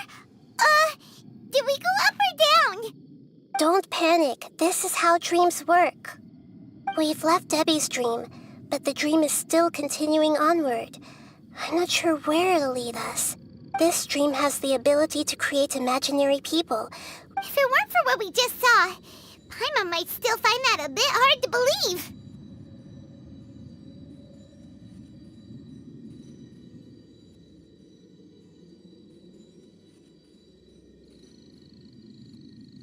I have a guess. If these dreams are connected, then there should be some sort of order to them. The fact that Debbie was able to realize that she was dreaming means that she is not very deep in the dream yet. But the space we're in has been turned upside down. Do you remember the characteristics of dreams that I mentioned earlier? Oh, right! Dreams are chaotic. That's right. It's possible that we're heading deeper into this dream now, and the deeper we go, the closer we'll get to the essence of the dream. Right! So the answers might be waiting for us deeper in the dream! Yes, and we should get ready for whatever we may encounter.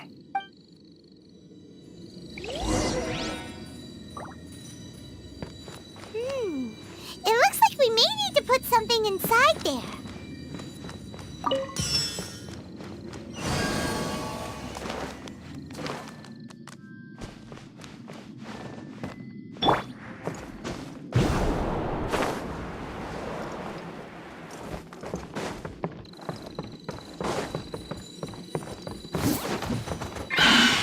Clouds high, the birds call, the wind knows me. For Rex Lapis! Access denied. Next on. Hey! Into the wind. No touching! Share my knowledge! See? Yeah!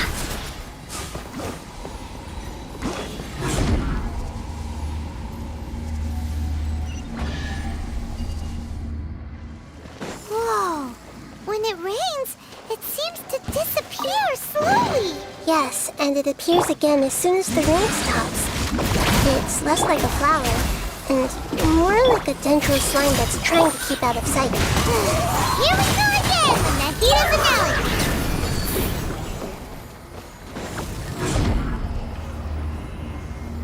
Huh? Are we back up here again? Wait. Paimon's confused. Are we up here or down there? Good thing we didn't fall. Yes, we did. We just fell upwards. That's not helping, Nahida! Paimon has no clue what's going on anymore!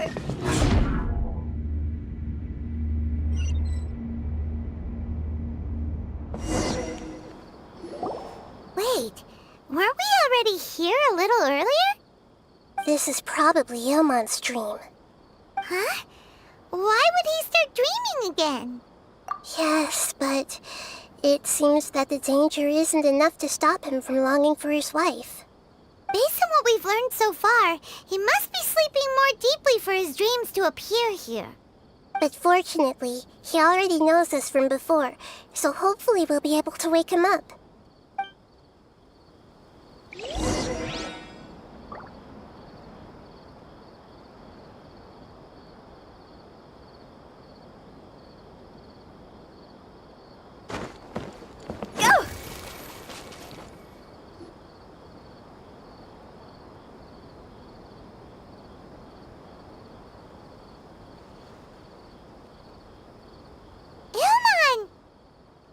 Oh, it's you!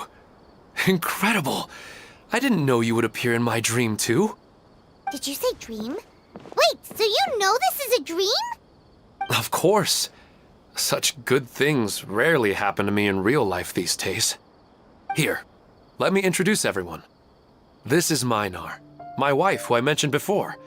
And this is our daughter, Hydar. Hello. It's a great honor to meet the Dendroarchon. Whoa, Dad! You know the Dendroarchon? That's amazing! And what's this? Is it a new toy? No, it's Paimon, not a toy! Anyway, now's not the time for that! Nahida, this doesn't seem to add up with what we were expecting. You're right. Let me think for a bit. Oh, right! We didn't see him in a moment of dreams earlier. Paimon thought he'd gone home. Sorry. I just had to make sure that Hydar could get a chance to see her mother. I had gotten pretty familiar with the hike, so I brought Hydar with me. I'm just glad we didn't meet any monsters along the way. Yes, I'm glad too. I didn't expect her to grow up so fast. It must have been very hard for him. I regret not being able to fulfill my role as a wife and a mother. No, don't talk like that. Let's leave all that unhappy stuff behind for now. Even if we're in a dream, it's still a blessing that we've been able to reunite in this way. What should we do now? Should we tell him the truth? You can let me break the news. I should be the one to do it. I'm sorry, but I should tell you that your dream did not create us. We are real people with our own consciousness. Like the last time we met, we are still investigating this dream, and we've already learned some things about it. So you mean there's something nefarious with this dream as well? Ilmon, what's going on? It seems the reunion of our family is destined to only be temporary. Huh? Is Mom leaving? Maybe. But in all likelihood, that is indeed how things will end. Oh. No, Mom, you can't leave! I'm afraid I don't quite understand what's going on. Don't worry, Hydar. Mom's not going anywhere. Please, don't cry. Minar doesn't understand any of this. I'm fully aware that this is a dream, so that's why I've never told her the truth, but never mind. It's not like I would know what to say. I mean, I don't get any of the complicated stuff. But regardless of whether this dream is good or bad, you're here to resolve it, right? Yes. Then please, let us enjoy this moment for just a while longer. Regardless of whatever caused this dream to come to pass, I feel extremely grateful to have had the chance to reunite with my family. But does this dream really have to disappear? I'm afraid so. Sorry. Okay. I see. Please, come this way. You can go even deeper into the dream by heading in this direction. I have heard that the further down you go, the more pleasant the dreams become. And the more you want to stay. The answer you're looking for may also be found there. Go ahead. Thank you for helping us. And I'm truly sorry. You're welcome. It's not like I have any say in the matter. I'm just an ordinary person, after all. Who am I to interfere with the work of a god? I'll be right behind you. I should at least let Minar and Haidar know what's going on here. Otherwise, my daughter might be mad at her mother after we wake up. We're not doing something bad, are we, Nahida? That depends on how you define good and bad. It's the same place again. This place is almost like a flight of stairs that connects all the dreams together. But they appear to be getting more and more aggressive. Regular stairs wouldn't try to attack us. Right. Something seems to be off about our theory. Ilmon is clearly aware that he's dreaming, and he's enjoying it. Rather than dreaming on a deeper level, he almost seemed more awake. I believe we're on the right track, but we just need another explanation. It's not that the dreams are getting deeper, it's the owner's attachment to the dreams that's getting stronger. But you would never mistake dreams for real life, right? Sometimes, Paimon almost wishes her dreams could be real. But it's just a quick thought. It's not long before Paimon's thinking about other things, like sticky honey roast. Listen, we're real beings living in the real world, and that's where our focus should be. This also explains the insubstantiality of our dreams. No matter what they may become, we don't really care. But if we decide to abandon reality and embrace our dreams, then our dreams will become far more substantial. Oh, wait! Paimon's starting to get it now?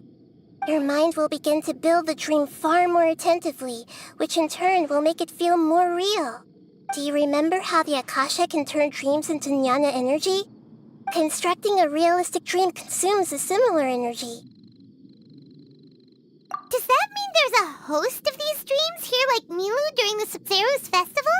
If we wake that person up, this collective dream will end, right? Most likely. But the collective dream in Sumeru City was created by the Akasha, and now the Akasha has been turned off. This has nothing to do with the Aranara, and humans are not capable of creating a collective dream, which means...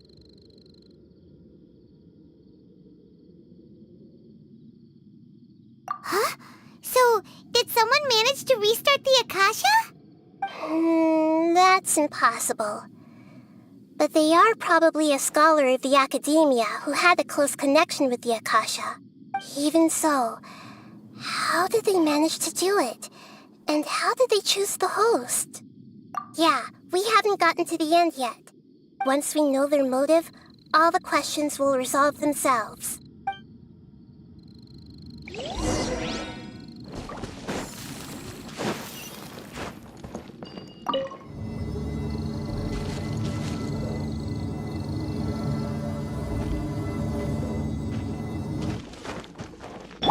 Born of ice and frost. I see everything! As one with wind and cloud!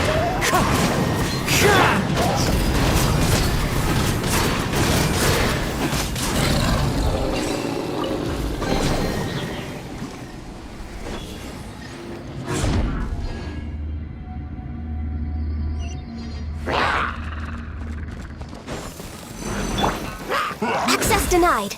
We're way behind.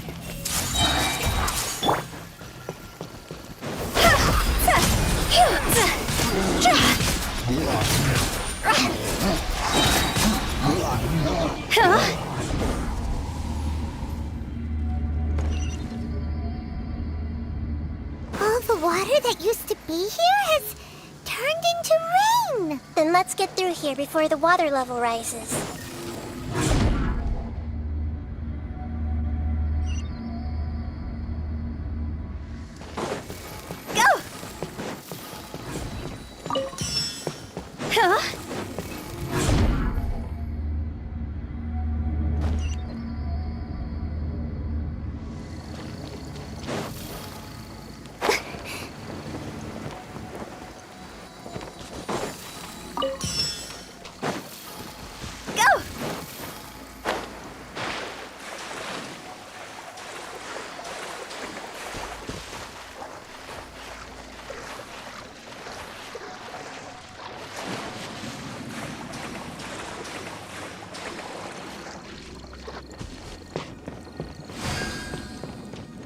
We finally made it! The destination is right ahead!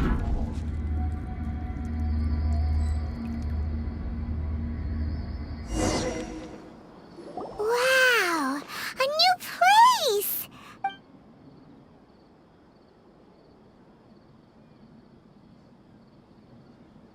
Well, it's just new to Paimon in this dream. This should be the final destination. Huh? Really? Yeah, these are just ordinary city streets. I have powers related to dreams, so it's usually easy for me to tell who's dreaming and who's created by dreams. I guess only those who have thoroughly accepted this dream will be able to come here. There are so many people here. How can we find the host? Don't worry, I have a way. Hey!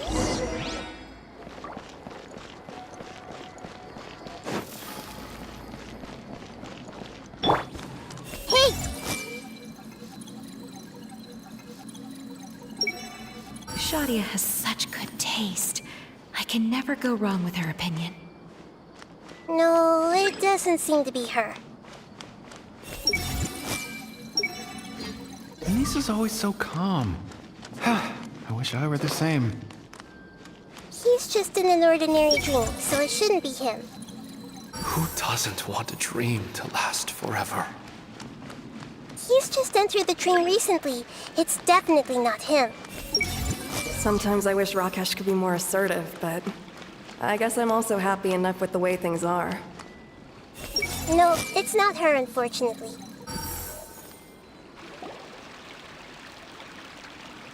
You know, I've heard that plants grow better if you play music for them. And on that note, it's been a while since I last heard you play.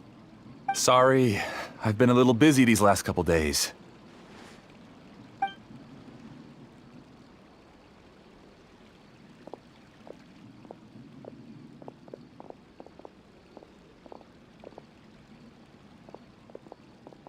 Oh, the Dendroarchon.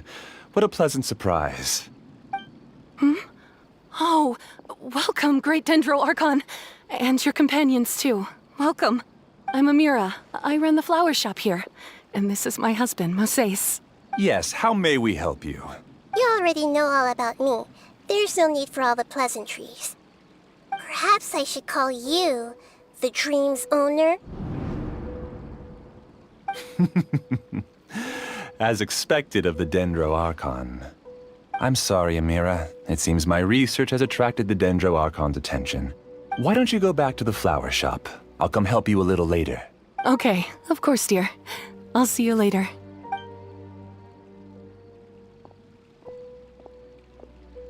It appears that I was too naive to think I could deceive the Dendroarchon in person like this. To avoid looking like too much of a fool, allow me to ask the first question. How well would you say you understand this dream? This dream was built by the Akasha, and it has the power to create imaginary people who no longer exist in the real world. As for you, you found a unique way to become the owner of this dream, going so far as to have even given up the ability to wake up again. Given up? The ability to wake up? Impressive! You truly are the embodiment of wisdom. Please, tell me how you were able to arrive at such a conclusion. In return, I'll answer the question you're most curious about. It's simple. Apart from you, this space only consists of real people who are dreaming and imaginary people who are created here. Although you are here and appear no different from the others, I can't sense your dream.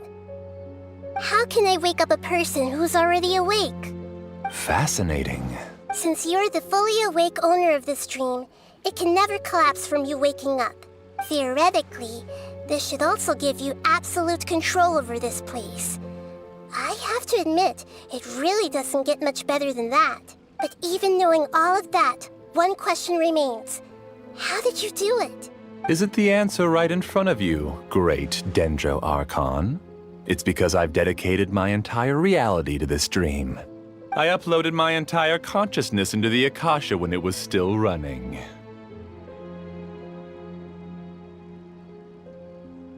Actually, this all started because of an accident. My original goal was not about the Akasha or a collective dream. No. You were motivated above all to create a hyper-realistic person. The desire to reconnect with a real loved one is the one shared sentiment between all our dreamers. That's right. However, human models are too complicated. Only the Akasha has a jnana energy supply powerful enough for me to generate and sustain my models. The Akasha is truly magnificent. If I siphoned a minuscule amount of its energy, nobody would even notice. And even this minuscule amount of energy was already more than enough for my purposes. Even using just crude methods, I was still able to train a fairly realistic person. I named my first work Amira. Huh? You mean the girl we just saw? She and I entered the academia on the same day. Starting with admission procedures, we bumped into each other 6 times on just that first day. And because of that one day, we eventually went on to fall in love. We studied, conducted research, and made breakthroughs together.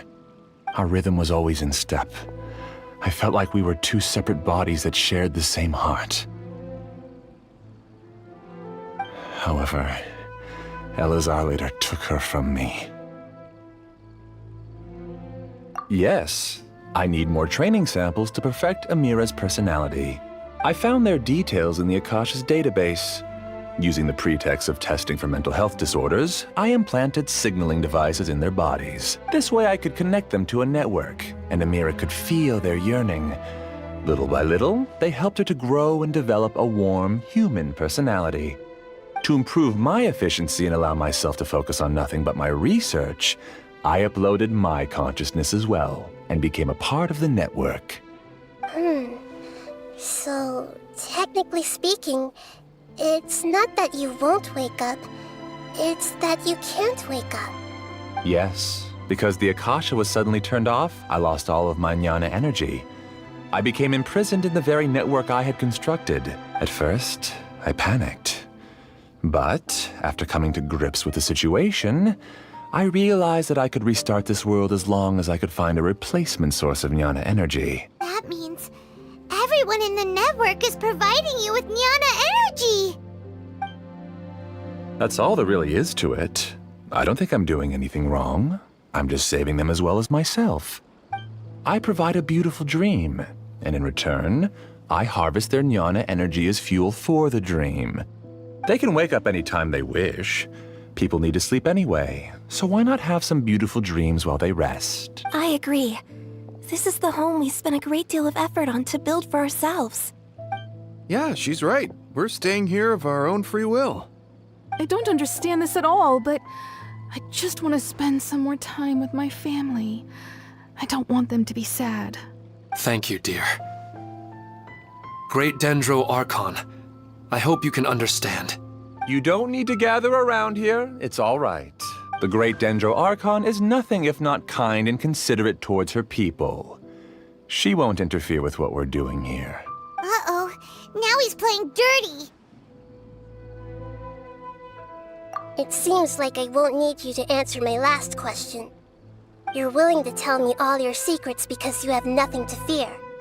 If you use real people as your weapon and turn them against their Archon, then there's nothing the Archon can do. They just want to be with the people they cherish. I don't think there's anything wrong with me providing them with that opportunity. They don't wish to eternally part with their spouses and friends. What's so wrong about that? If you understood humans a little better, or had also experienced firsthand the absolute devastation of loss, then perhaps you wouldn't be so cold towards us.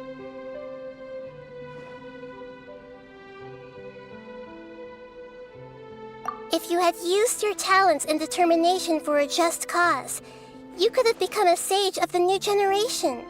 Unfortunately, you've committed one of the 6 cardinal sins of the Academia by attempting the forbidden and fearing none. You equated people's feelings with cold jnana energy and deprived them of the pain that they have to face. You lured them into these dreams, and even now, remain completely unaware of how evil all of this truly is. Pain? Luring? Those kinds of things haven't existed here from the moment this world was created. She's right here. This is Ilmon's child, Haidar. Huh? My daughter? What's wrong with her? This dream relies on a set network, which means that only those with devices planted in their bodies can enter this world. Carefully think back and retrace your steps. I secretly went back to the mountainside with Haidar. Minar was already there waiting for me, and Haidar was able to see her mother. You mean she isn't actually the real Haidar? No, because unlike you, she can't enter this dream. The moment you came into this dream, it created a Haidar to realize your wish of reuniting with your family. So, tell me, where's the real Haidar?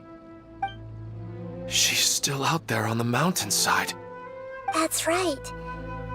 And she must have been terrified to see her father not in his right mind. Not to mention the monsters in that area. The situation is very dangerous. If Haidar's still out there, then...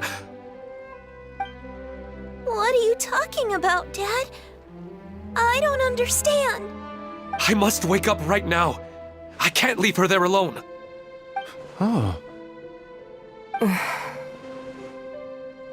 It seems the others have also remembered something. People try to avoid pain and stay in their perceived bubbles of safety out of an instinct to protect themselves. This is human nature, but it is also one of their weaknesses. However, why are there still so many people striving to move forward, even when they know the path ahead is dangerous and painful? It's because people don't only live for themselves.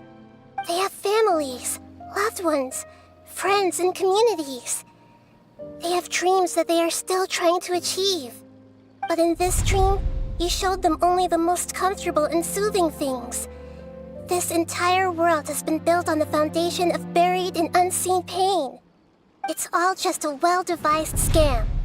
It seems like I've stayed in the dream for too long. I still have so many things I haven't done. I thought gods didn't understand humans. That would have explained why they created such a flawed world where countless tragedies took place. I didn't expect you to arrive at the answer through sheer power of observation. But unfortunately, it means nothing now.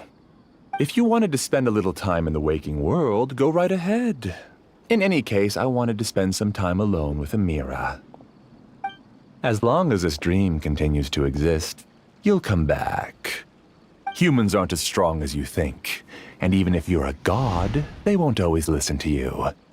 It's time to purge all the extraneous data and noise.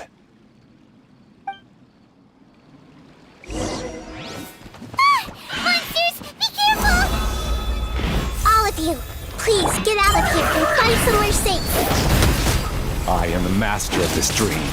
I can create endless waves of monsters with the snap of a finger. Don't worry, they'll wake up before they get hurt. Amira doesn't like to see others in pain. If you know what's good for you, leave now! Fallen leaves, adorn my night, one with nature. Born of ice and frost.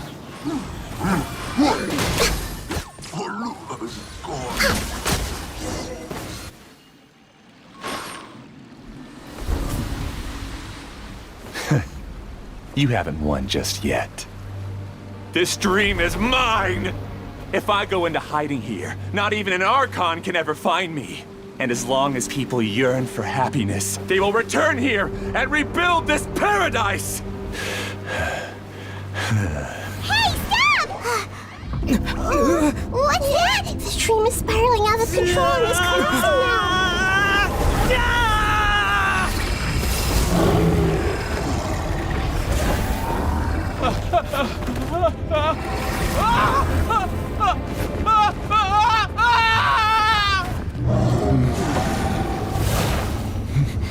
Oh no. Amira!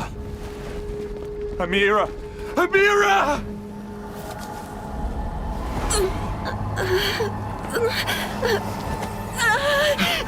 Amira, are you all right? I don't feel well. No, no, no! Please, no!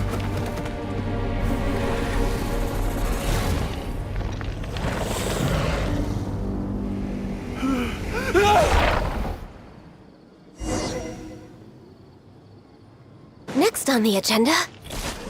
Get away from there! Don't ruin my flowers! What should I do? Where did it go? Left because he doesn't want you anymore.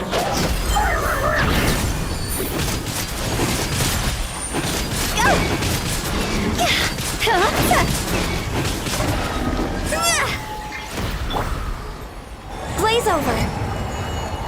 No touching. Come on out. As one with wind and cloud!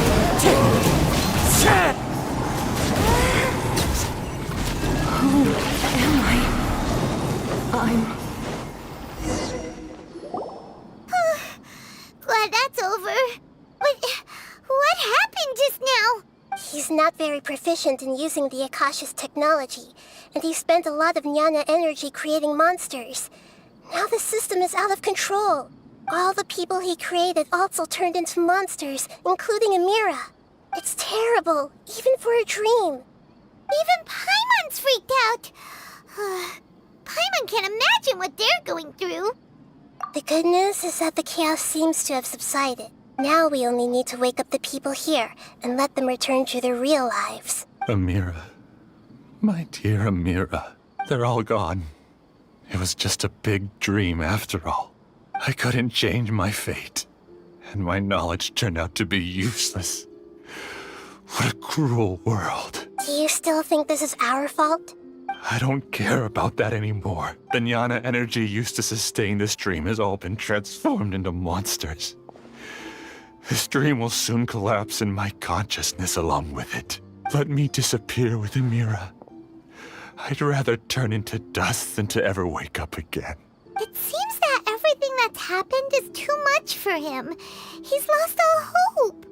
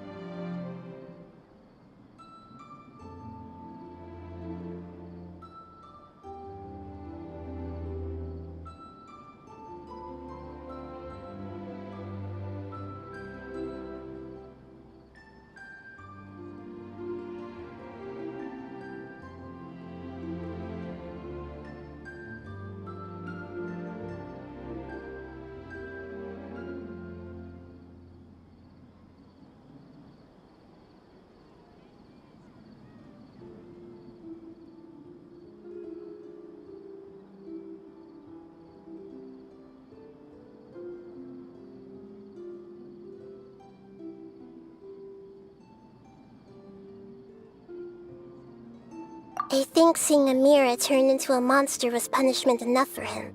After comprehending the hollowness of the unreal, it's time to revisit the meaning of existence. Existence? I'm different from the others. I've long given up everything outside of my consciousness. Using my knowledge of the Akasha, I have a way to extract your consciousness from here and put it inside a knowledge capsule. The Academia has probably kept your body, so you should be able to wake up soon. No need. Just let me disappear. Reality means nothing to me now. This isn't compassion.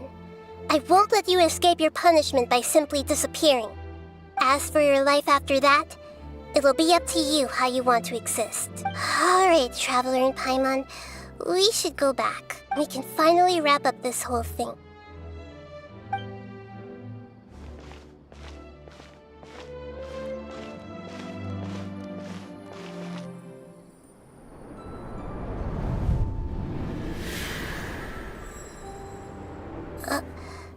Uh-huh. What's wrong, Nahida? Oh, nothing. Let's tell the people here to gather at a moment of dreams after they wake up.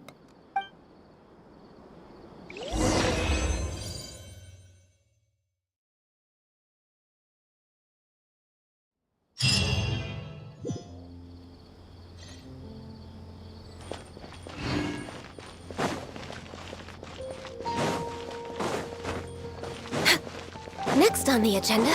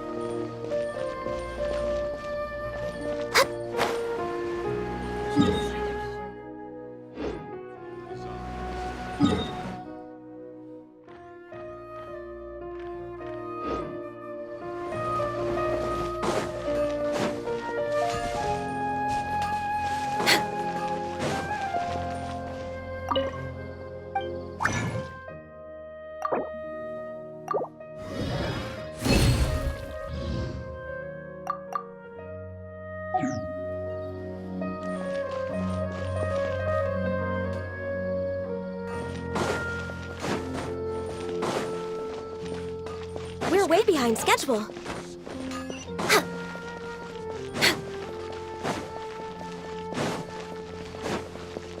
Next on the agenda...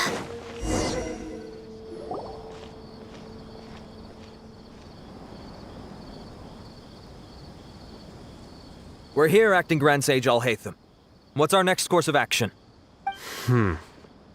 Acting Grand Sage Alhaitham? Looks like you haven't read any memos lately.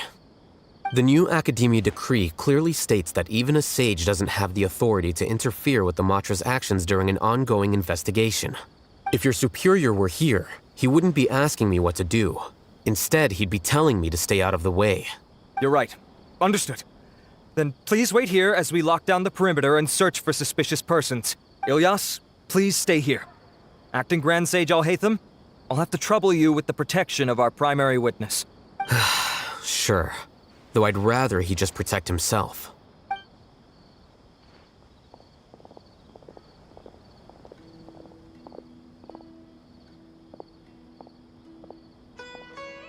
He's the same as ever, casually ignoring people just like he did back at Aro Village. Answering a simplistic question only enables the questioner. Besides, I need him to understand my position clearly. Arav has just as many doubts about my coming along as you do. But unlike you two, he's making this matter more complicated than it is, with his considerations like the acting Grand Sage is trying to seize the Matra's powers. That question was obviously bait. The Matra were once under the influence of the sages, and so were often subject to these bureaucratic traps. The test was strictly unnecessary, though.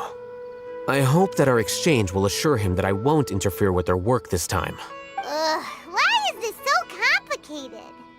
This is why I was against becoming the acting Grand Sage from the very first. Titles and rank inevitably make a lot of things more troublesome than usual. Excuse me, Acting Grand Sage Alhaitham. I've had a question on my mind, and I need to know the answer no matter what. Have we met before? No. I have no recollection of ever meeting you. Haha! I thought so too. I probably wouldn't have had anything to do with someone of your caliber. Then why did you ask? Well, for some reason I felt a sense of familiarity when I met you for the first time. Really? A misperception, perhaps. Acting Grand Sage Al-Haytham, we've apprehended a suspect. Siraj? No, it's the Ksharawar researcher who has dealings with him.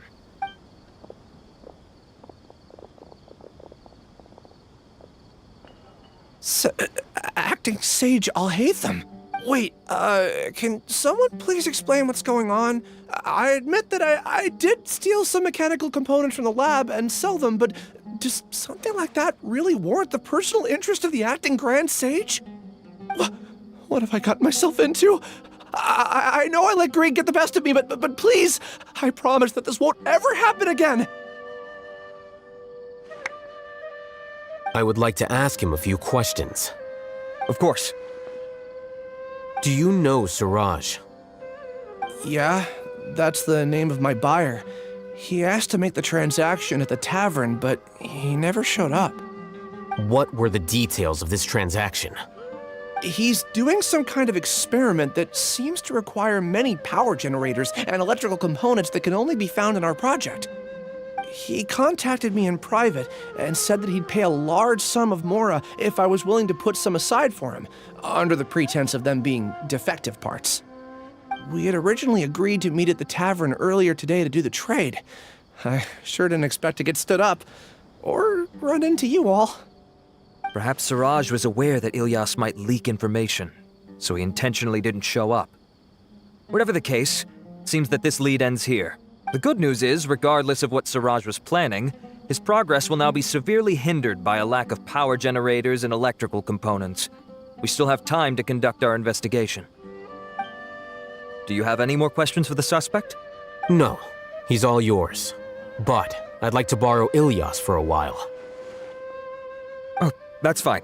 We conducted a comprehensive lie detection exam, which showed that he has a genuine case of amnesia.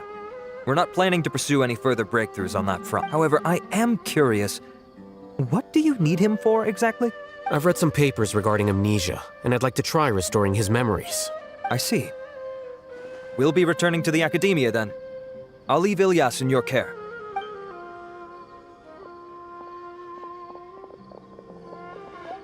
Follow me.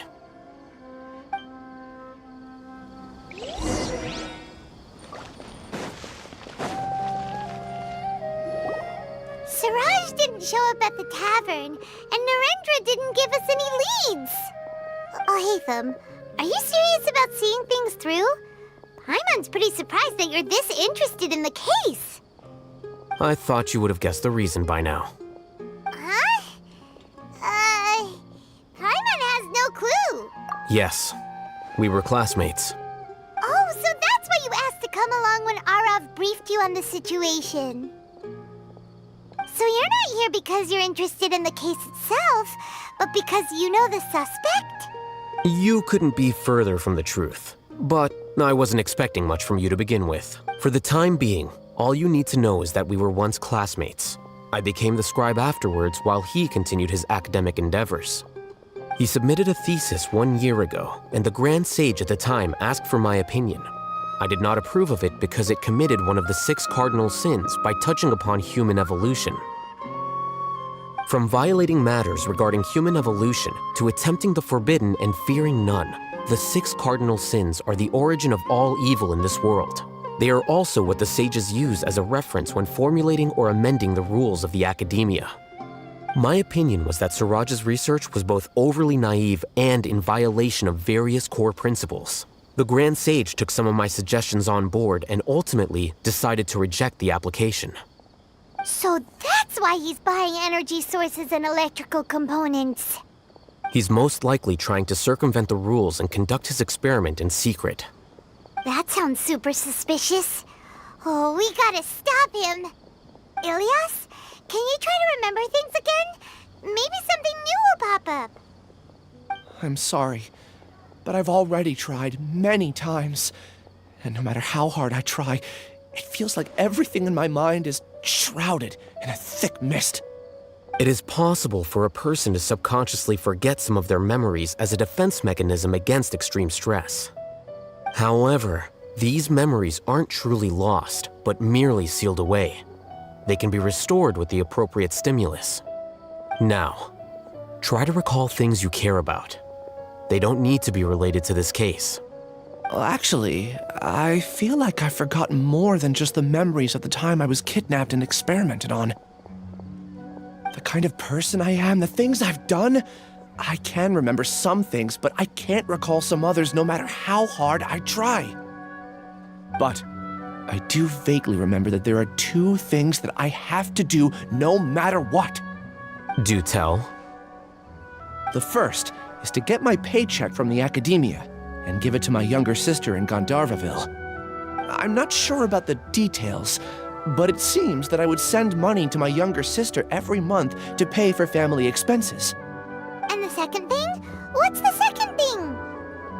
I can't remember. Sorry, there's just so much I can't recall. Not unexpected. However, you're the only one who has seen Suraj and knows the exact location of his cave at present. As such, we'll do everything we can to help you regain your memories. Losing your memories must be really painful. But don't you worry, we'll help you get them all back. Oh, thank you so much. This feeling, it's more than just pain. I don't know how to describe it. I have so few memories that I don't even have a clear idea of who I am.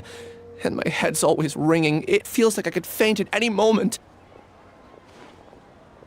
But amidst all that, it also feels like I've been set free somehow.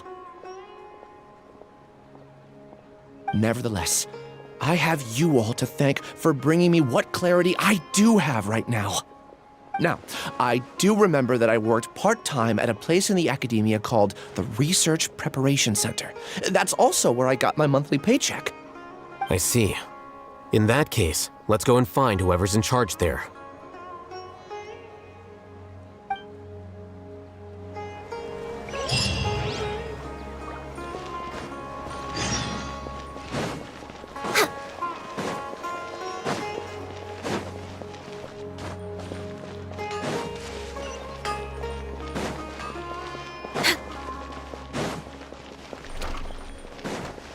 Next on the agenda...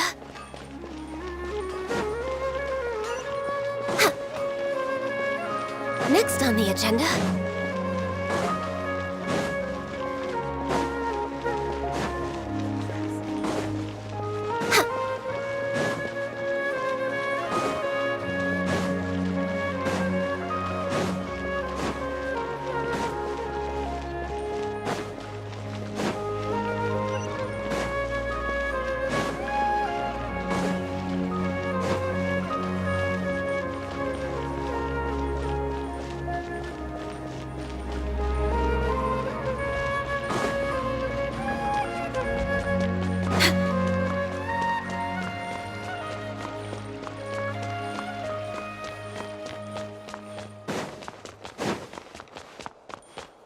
Next on the agenda...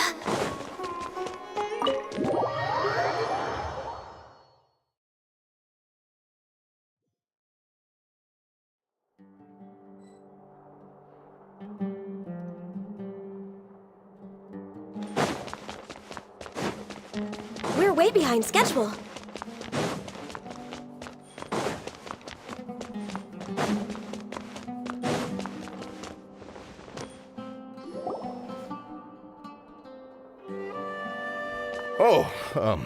Acting Grand Sage Al-Haytham. I've sent this period's research expenses report to your office. Have you taken a look? Are there... I did. Recent research expenses have decreased quite a bit compared to past figures. Yes, though that is primarily because there are fewer scholars with research needs. But that can be a rather convoluted topic. Might I ask why you are here today? I believe you know this individual. His name is Ilyas. He worked part-time here, and he's here for his paycheck. Oh, yes, of course. Though, Ilyas, where have you been these past few days? That was our busy period, but then you disappeared without a word. Everyone had to pick up the slack. I'm sorry, something unexpected came up. But I know I've caused trouble for everyone. Is there anything I can do to make up for it? The other researchers have more or less finished your share of the work. However, there is one thing that is yet to be settled. Do you remember Chandra? You were in charge of following up on his off-site research application. He retracted his application a few days ago and canceled his off-site project. He's the 12th person to retract a research application this month. I'd like you to ask him why he did that. Chandra is probably having coffee at this hour, so you can find him at the cafe. Understood. Then, about my paycheck. I'll pay you in full once you return. However, make sure you don't disappear without saying anything again. Be considerate to your colleagues and give them some forewarning at least. Is this acceptable, Acting Grand Sage Alhaitham? I have no objections. Maybe I'll borrow something to read.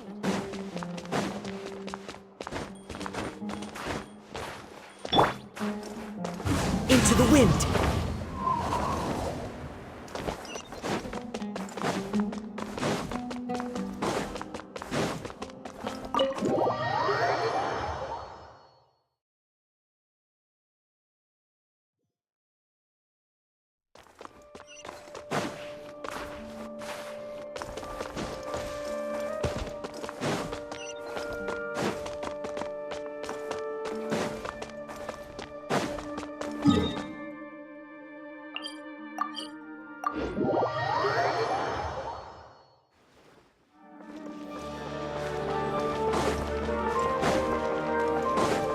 Time to go.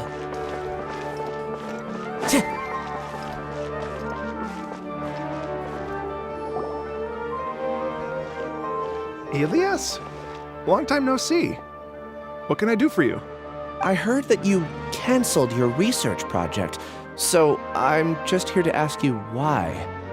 Oh, that, it's really nothing special. I just don't feel like going anymore. I'm not the only one who canceled, right? I mean, people have had no motivation to conduct research lately, haven't they? No motivation to conduct research? Yeah. Say, who might you be? You look sort of familiar. Oh, don't mind me. Please, continue. Well, with the downfall of the Sages not long ago, many of the projects that they led were put on hold while they were being investigated. With the situation being so volatile, people are picking up random things to do to kill time. No one wants to risk starting any new research until it's clear how things will pan out in the future. When you say how things will pan out, you actually mean what the new Sages would have interest in, right? Wow, talk about blunt. But that isn't the only reason for the lack of motivation to start new research. So what are the other reasons? Well, because the Akasha terminal shut down. I'm sure you're all aware that we require all kinds of knowledge to perform any of the research we do. Back then, the Akasha would respond to any of our requests for the knowledge we needed. It was beyond convenient. We didn't have to spend an extended amount of time studying, so we were able to immediately run various tests and experiments. I see. You get it, right? After having had a taste of something so amazing, who can be bothered to manually sift through data and files ever again? There are only a handful of people at the academia who are starting new projects or performing research. Most people are like me, waiting for a recognized researcher to start a project before immediately applying to join. Although our names will be further down in the paper, we'll have a much easier time. We don't have to do most of the mental heavy lifting. All we have to do is focus on our assigned tasks.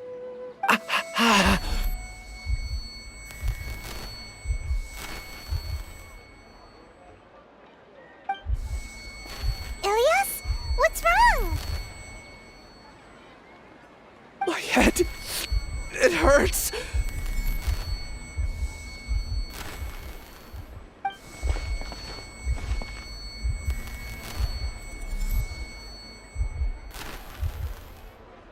I remember now.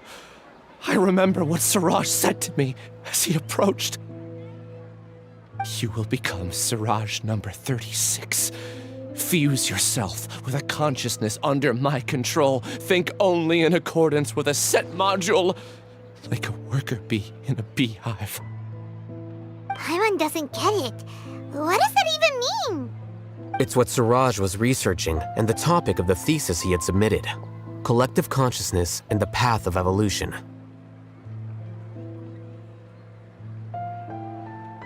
Suraj believed that by achieving 3 objectives, he could create a collective consciousness in human society and drive humans toward their ultimate evolution. First, he would rank test subjects in descending order of ability, with number 1 serving as the overmind.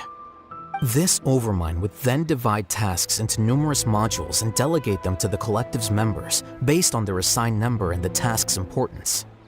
Lastly, this system must support the rapid exchange of information within the collective, or even better, allow its members to share their memories and emotions. Paimon still doesn't get it. What's the point of all that? Think of it as linking many minds together and tailoring a given mind's assigned work based on its compatibility. Eventually, everyone's minds will be consolidated into a new form of existence that is both an individual and an organization. Suraj believes this collective consciousness is superior to individual humans. Whoa. Squishing a whole bunch of people together? Paimon thinks that sounds horrible. It's just as Al-Haytham said. Suraj gave all the test subjects different numbers. Bigger numbers meant you had a lower rank, so your assigned tasks were less complex, such as being responsible for everyone's basic needs. Smaller numbers were ranked higher, so you'd be given more complex assignments like planning for the future. Suraj referred to me as number 36, and I think that was a low-ranking number. I also recall that Suraj said his plan was proceeding very quickly, and that the hive would soon be complete. Oh no, then we gotta hurry! We have to stop him before it's complete! I tried my best, but that's all I can remember. I still can't recall where the cave is. I'm really sorry. Take your time. You'll eventually remember it all. However, something doesn't seem right. Some details don't add up. What's off? You were only designated as number 36? What a shame. From what I can see, your talents merit a smaller number. I'm not sure what Suraj's numbering system is based on. Anyway, we're done here. Let's go. Please, wait. I heard you all talking about Suraj just now. Are you looking for him? Huh? Do you know something? Well, Suraj is pretty popular as of late. I heard he's gained recognition from a lot of well-known researchers. Supposedly, he's a strong contender for being one of the next sages. There are many who would give up everything to be a part of his research team. I'm nothing special, though, so I doubt I'd get the opportunity. That said, I do know a researcher who received an invitation from Suraj but declined it. Her name is Janaki. If you're interested, you can try to find her. She's usually reading at the pavilion in the garden.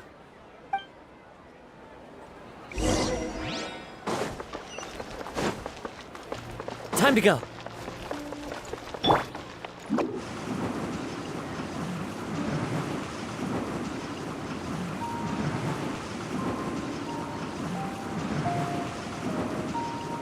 And away I go!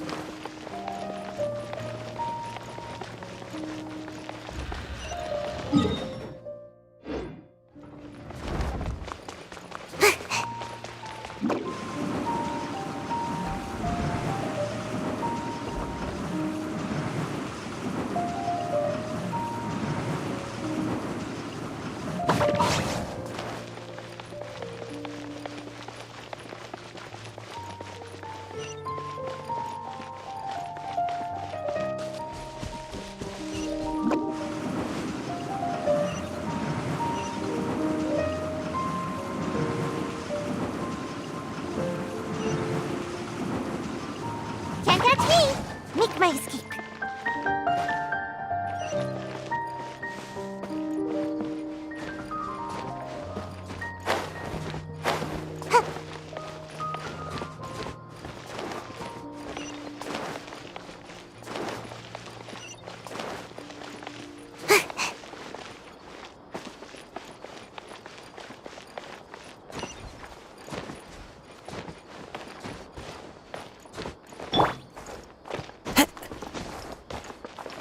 The wind knows me.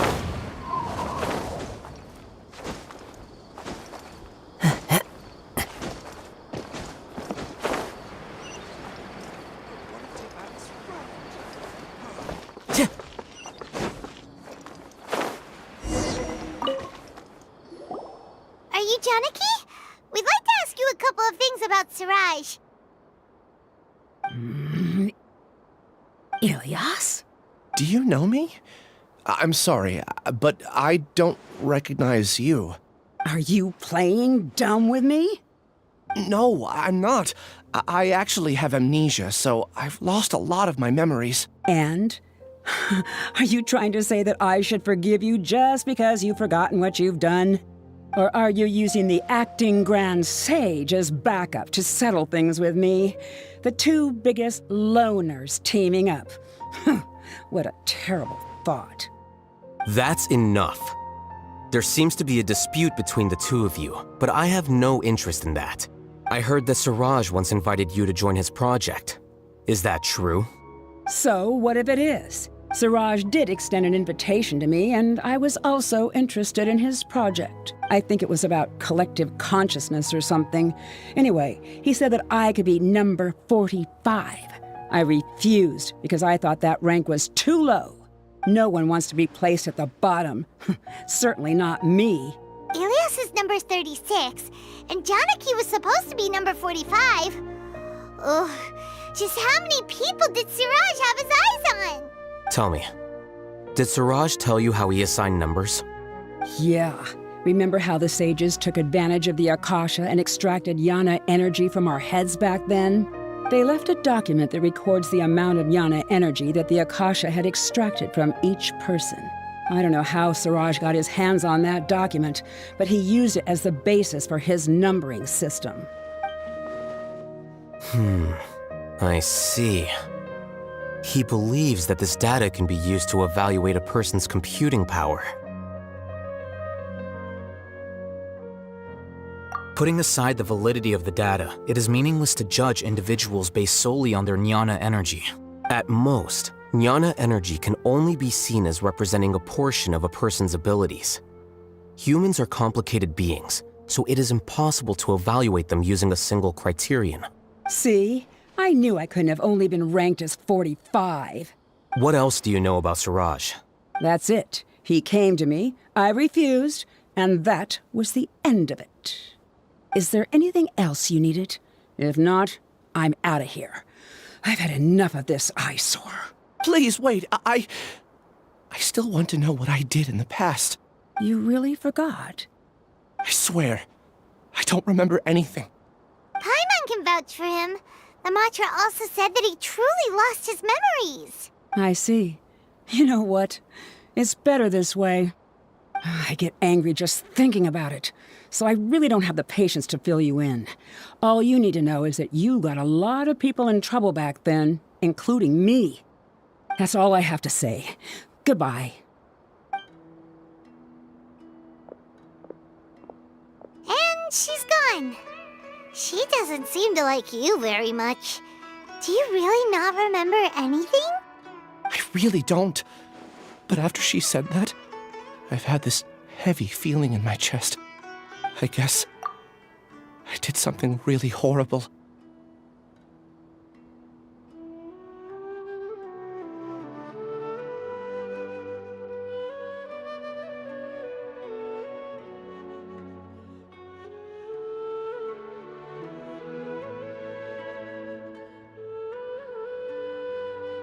Do you want to remember?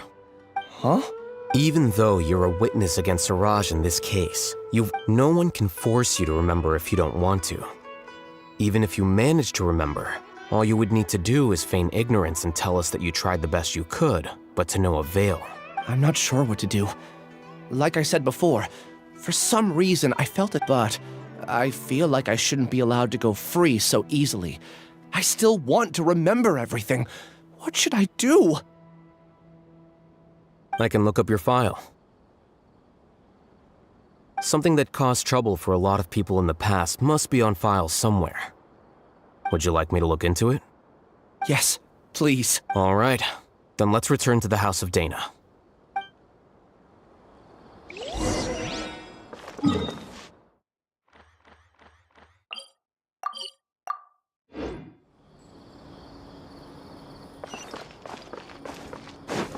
Time to go.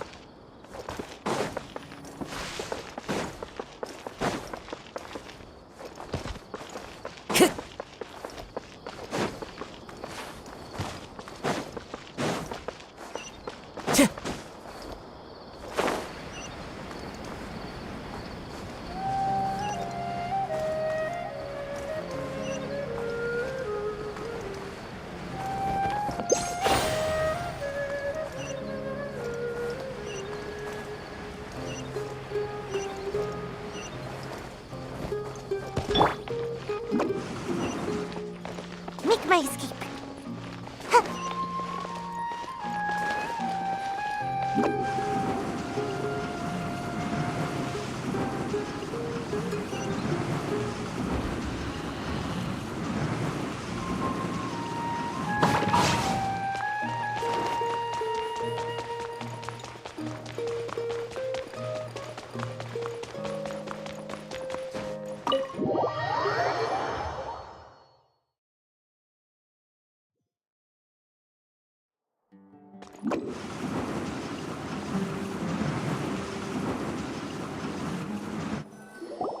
Let's split up for now. We'll meet back here.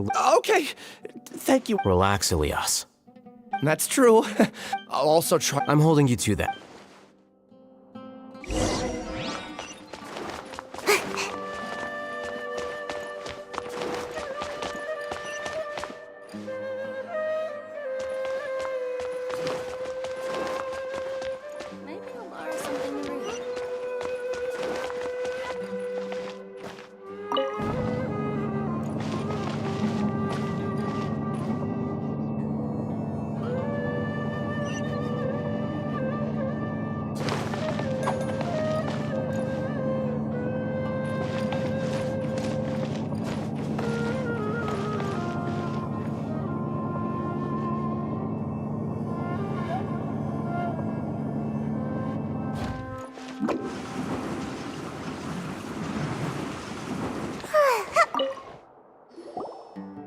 Okay.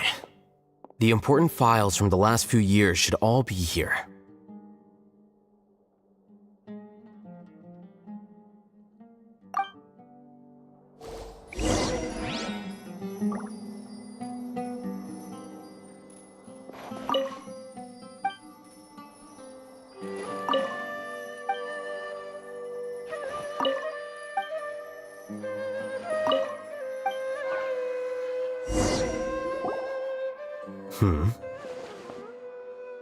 What's wrong? Nothing. Anyway, I found Ilias's file. Let's meet downstairs.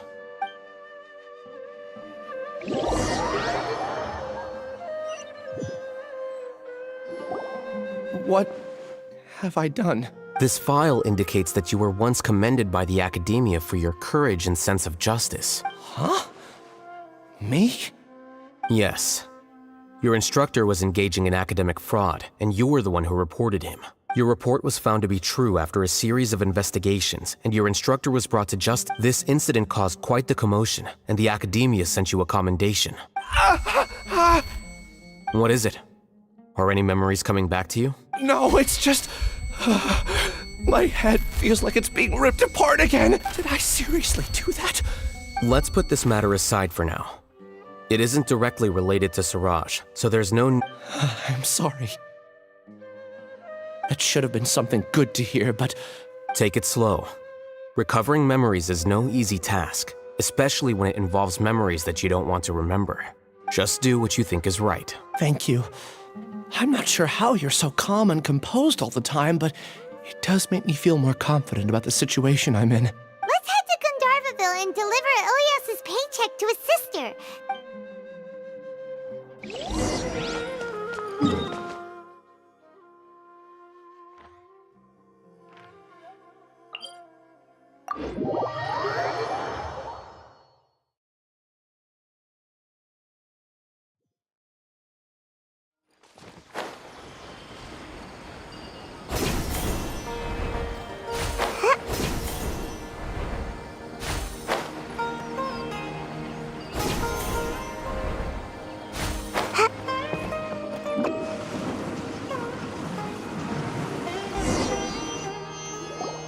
We should be close.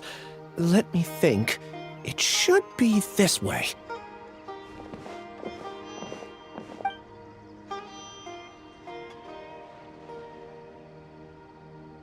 Ilias, what are you doing back here?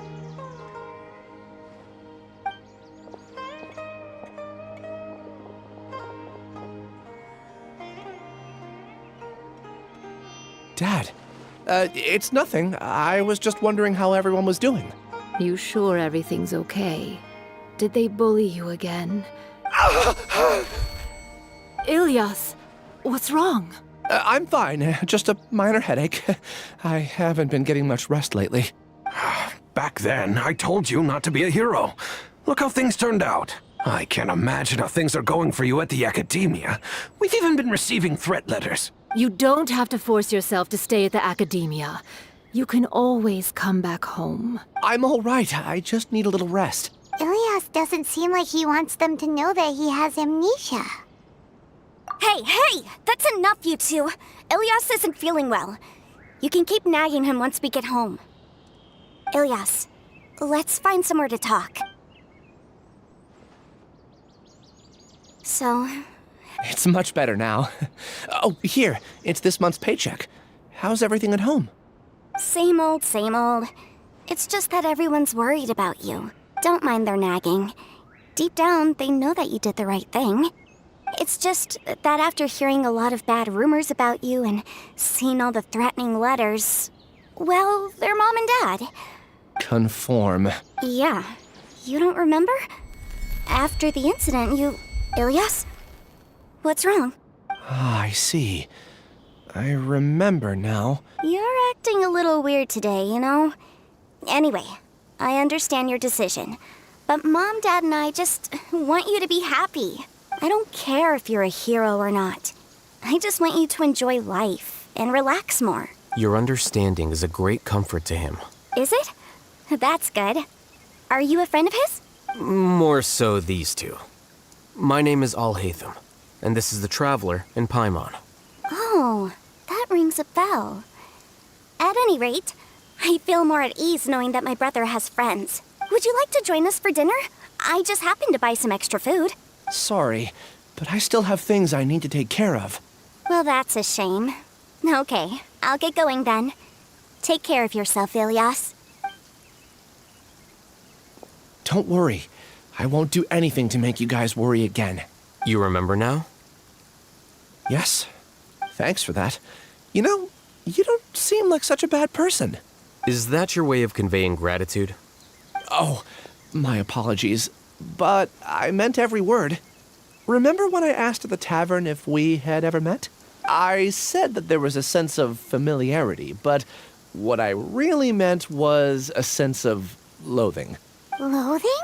Yeah, but having spent some time with you, I realized that you're not someone I dislike to that extent. Strange, isn't it? Why did I have those thoughts at that time? My strength is that I don't care about what others think. If you could also develop this quality, then you won't be as bothered by complicated social relationships. It'd be great if I could think like you. But first things first. I remember where Siraj's cave is now. I'll take you there. Really? That's great! Paimon remembers that you said there are 2 things that you had to do. We've only checked off one, right? What about the other one? Are we not gonna do that first? There are more important things at hand. We have to stop Siraj before he completes his collective consciousness, or it'll be too late. You're right. Let's head out.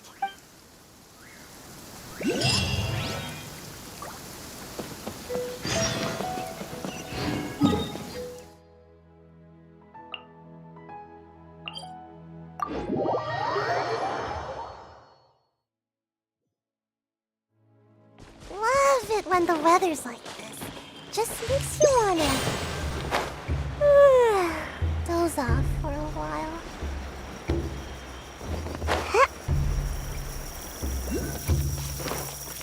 Make my escape.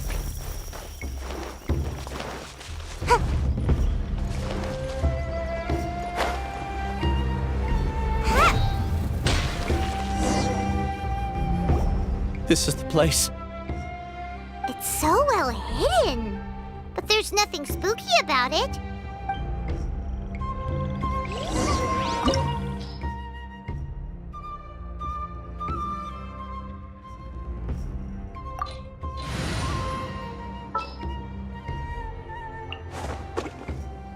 everything's ready. Let's go!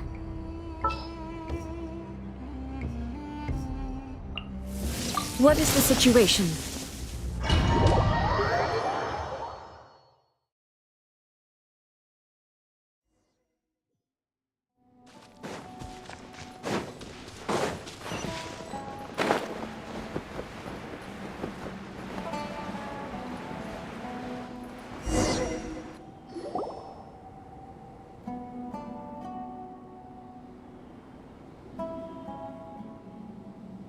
Weird.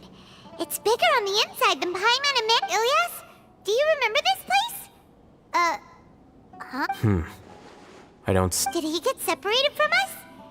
Should we wait? There's no need for that. Let's keep... Alright. We'll continue in and see if he catches up to us.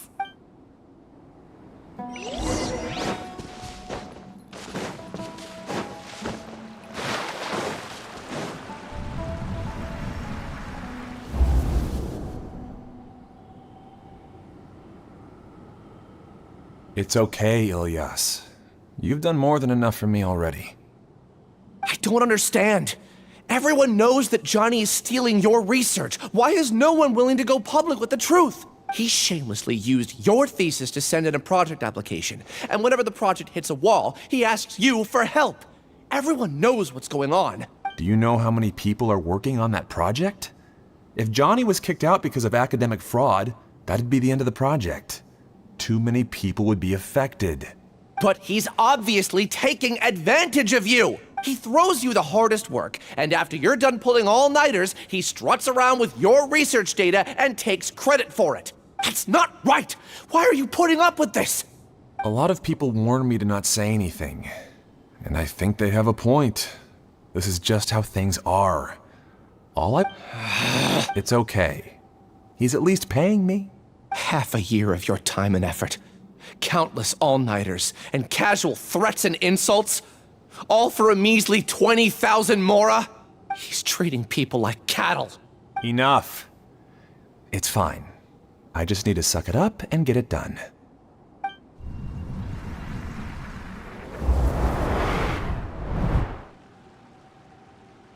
What's the matter?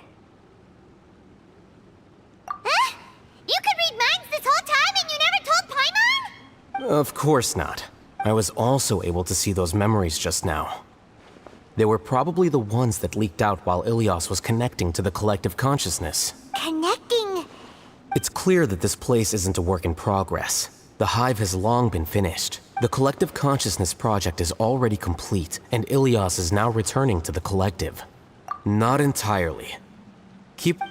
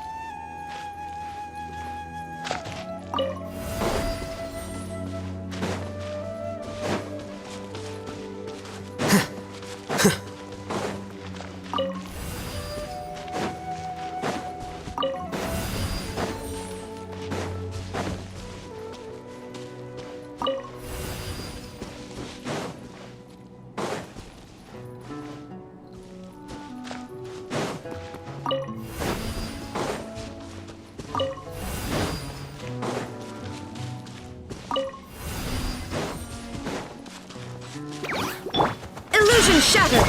Fight this off the side! Born of ice and frost!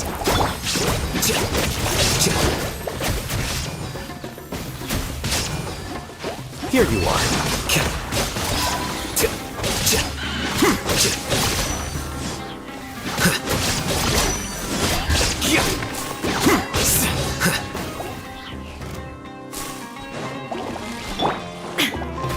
Now you shall perish!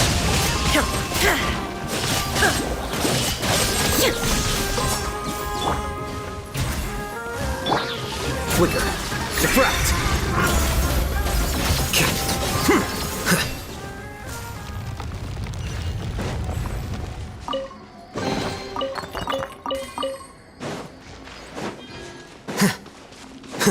It's completely different from what Ilyas said.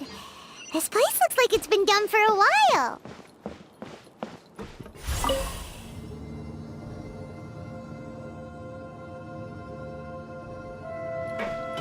Contributing to the collective by only thinking to your strengths. How easy.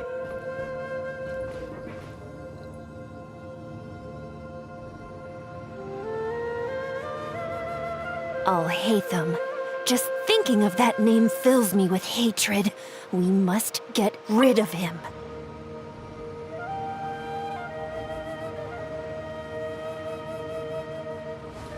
Wait. Huh? No. Whatever.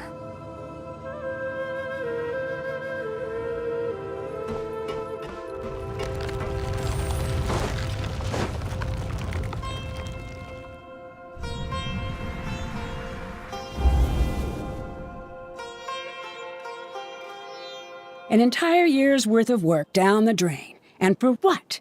Your reputation? Do you have any idea how many people you brought down? You could have played hero any time, so why couldn't you have waited until the project was complete? I don't understand what you guys are saying. Are you saying you don't care that Raju jumped to his death? It's a shame. What happened to him? I thought he was stronger than that. Everyone has been working hard to complete the project. He could have endured for a bit longer. In any case, we're done with you. Because of your recklessness, the Matra are putting Johnny on trial. This project is done for. None of this affects you at all. But do you know how many people, myself included, now our futures are up in the air? If worst comes to pass, we might not be able to graduate. Do you understand now? I'm sorry. There's no need for an apology. It's not like I'll accept it anyway. You'll pay for this.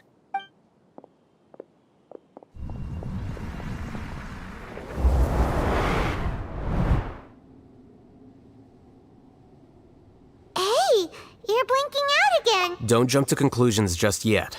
Save your words for when we see him.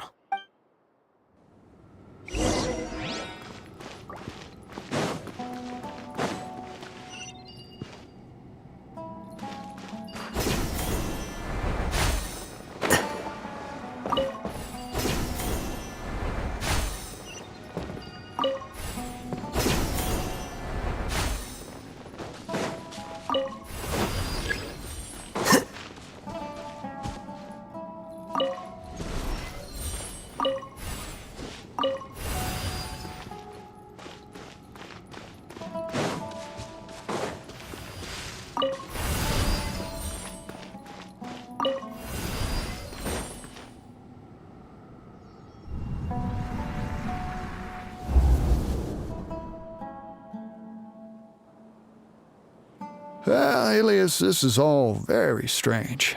Is there really no research group that will take you? Well, to pass this course, you must complete a paper with other researchers.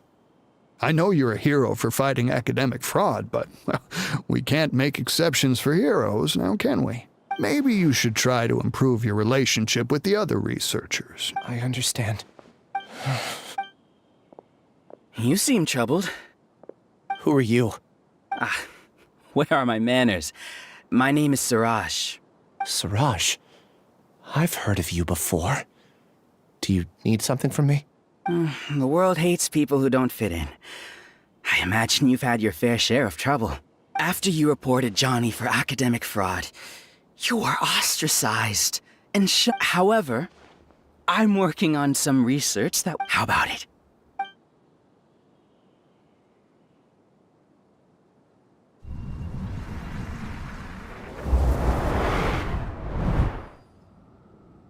What did you see?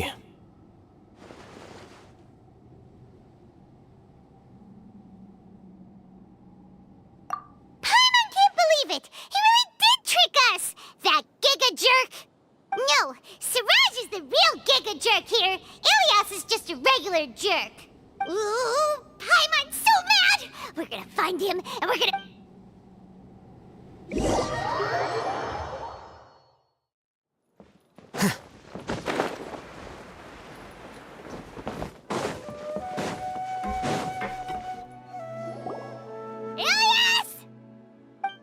You've come.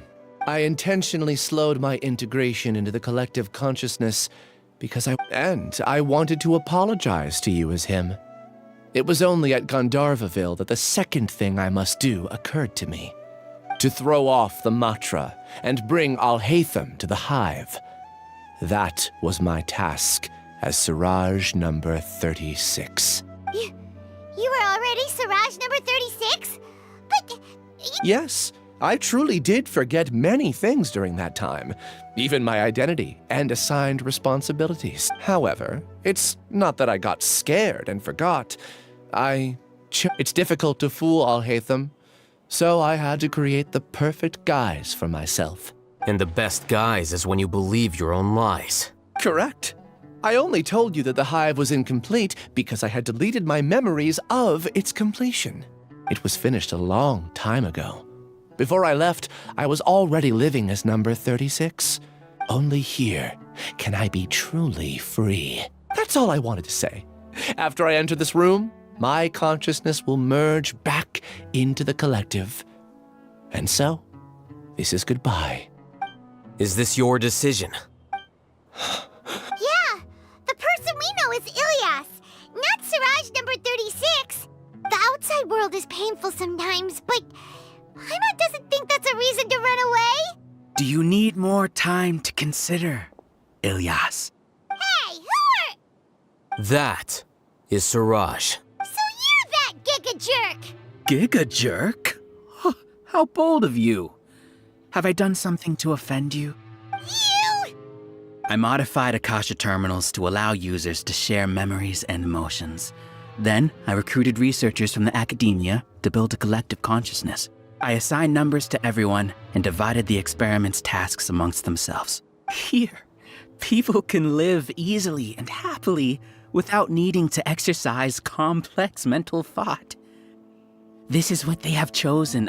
All I've done is fulfill their wishes. You're just trying to justify yourself! Then I ask you, what's the difference between here and the outside? There are researchers at the academia who engage in dangerous research in extreme environments while others become idle and listless. People are so obsessed with collective will that even those on the fringes will attempt to fit in after suffering setbacks. Isn't that right, Ilyas? There's no need to deny this, as it is fact. It is natural for social creatures to conform. And the terminus of conformity is a collective consciousness through which even an ordinary bee colony can become a powerful swarm. Replace the bees with humans, and this model becomes even more potent. Welcome to the hive, Alhaitham. You once arrogantly denied the merits of this project before the Grand Sage. A few simple words from you, and my research was consigned to nothingness. Of course, I'm well aware that you don't care about any of this. You don't care about the pain of others. But I didn't give up. I made my thesis into reality. When we arrived, I noticed many empty rooms in the hive. Oh, you noticed that? Then can you guess where their inhabitants are? The answer is the academia. They're executing another phase of the plan. The plan to install me as a sage. The collective consciousness links all of us into a single mind, showcasing our individual strengths as we work together. We are able to execute complex undertakings while instantaneously modifying our strategies in response to unexpected situations. Everything has been proceeding smoothly. You are our biggest obstacle. With you out of the way, I'll use my growing influence to turn the collective consciousness into a legitimate study. The project will snowball until ultimately everyone will be part of my hive. No. The hive will be in control. And it will lead the academia towards a new future. We won't let you do this! What can you achieve with mere words? You weren't even able to change Ilyas's mind. Return to the hive, number 36. Yes. Wait! Don't go back! Look! you. And you aren't an outcast. Aren't we your friends? That's easy for you to say, given that you're travelers. Will you two continue to stay at the academia? When you leave, tragedy will repeat itself. Return, number 36. You know as well as I do that comforting words don't make life any easier. Ilias? Why? You two are just as arrogant as all Hatham. You think that everyone should be like you and live according to their own truths. But you don't realize that most people simply want easy lives. I allowed number 36 to leave the hive without his memories only because I knew he would eventually return. This proves that I know more about human nature than you do. Al-Haytham, do say a word or two. I will consider them as your last. I made those words quite clear a year ago. The model you presented was extremely unstable. No amount of garish packaging will change its fragile nature. It can't be helped. If you were clever enough to realize those problems, then you would have been aware that the hive changed when Ilias returned to this collective consciousness of yours. What? What's happening? The collective needs motivation to execute its plans, just as machinery requires energy to operate. That's why you, as the Overmind, synchronized your hatred of me into the collective, prompting them to create and execute a plan to eliminate me. However, when Ilias returned to the collective, his memories and emotions were shared with the rest of its members. This includes his perception of me. Thanks for that. You know, you don't seem like such a bad person. Strange, isn't it? Why did I have those thoughts at that time? This contradicts the hatred you had provided them, and these two differing emotions will give rise to new conflict. So that's it. Wait, so you knew that Ilias would return to the hive? And then you pretended to keep him around just to fool Siraj. Wouldn't expect any less from you, Al-Haytham. Once the collective consciousness bugs out, we'll take that opportunity to... wait. It's back to normal already. Al-Haytham, I told you. You're too arrogant. Did you really think that your little scheme would be enough to destabilize the hive? Ilias's return had indeed introduced abnormal emotions into the hive, but such a meager drop cannot give rise to waves. Your struggle has been in vain, and it's time to end it. Allow me to show you what makes the collective consciousness so formidable. So many monsters. Where did they come from? And something feels off about them. I also integrated monsters into the collective, though I ranked them last. Even so, they are part of it. Despite their lack of intelligence, perfect cooperation can be achieved, much like soldiers who have undergone strict training. Now then, drown in endless waves of monsters. You will all pay for your ceaseless arrogance. Hey, Al-Haytham? Your plan didn't work, so what do we do now? I've already sent my gift to the collective. It'll take some time for the recipient to receive it. You two just need to brace yourselves for the nuisance in front of us. Well, alright. Paimon doesn't know how you get so confident, but we'll hold them off for as long as we can.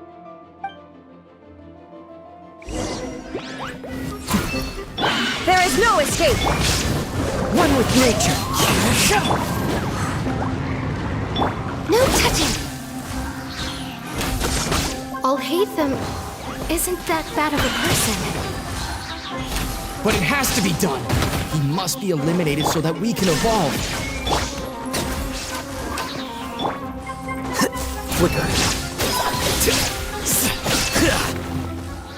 You see? That is the will of the collective. Even with the hatred gone, they continue their work. Torn to oblivion! There is no escape!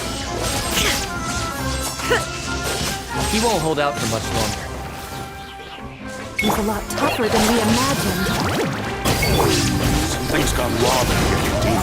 Just a march.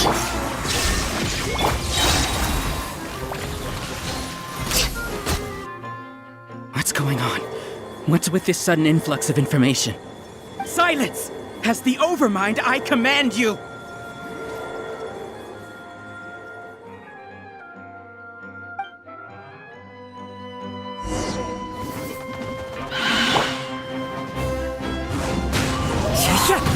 Fallen leaves, adorn my night! Access denied. Scatter!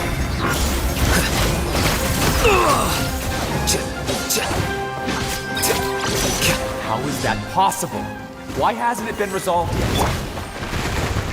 Was there an error in his judgment? The will of the collective cannot be wrong. The Overmind must have made an error in his judgment. But Siraj is the most intelligent among us. He is number one. He's just...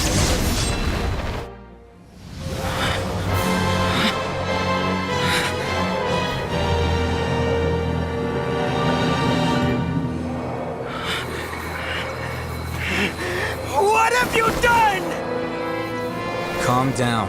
Don't you have an easy way to figure this out?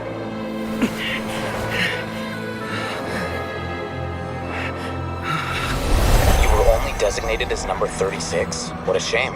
From what I can see, your talents merit a smaller number. Putting aside the validity of the data, it is meaningless to judge individuals based solely on their jnana energy. What you said to Ilias has now become a memory shared by all members of the Hive. I see it now! You've channeled and amplified their selfish desires! You're trying to destroy my Hive from the inside out! Human minds are not infinitely pliable. And your Hive has stretched many of them to their limit. Once your authority as Overmind starts to wane, it won't be long before your subjects snap back. Is it worth living here like a machine?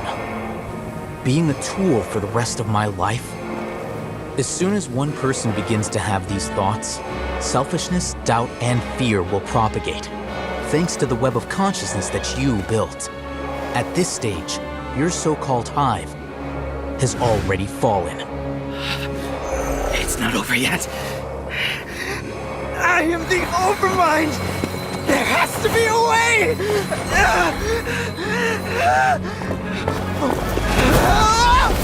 It's too late. Once the desires of the Hive accumulate, beyond a certain threshold, they will kill their king.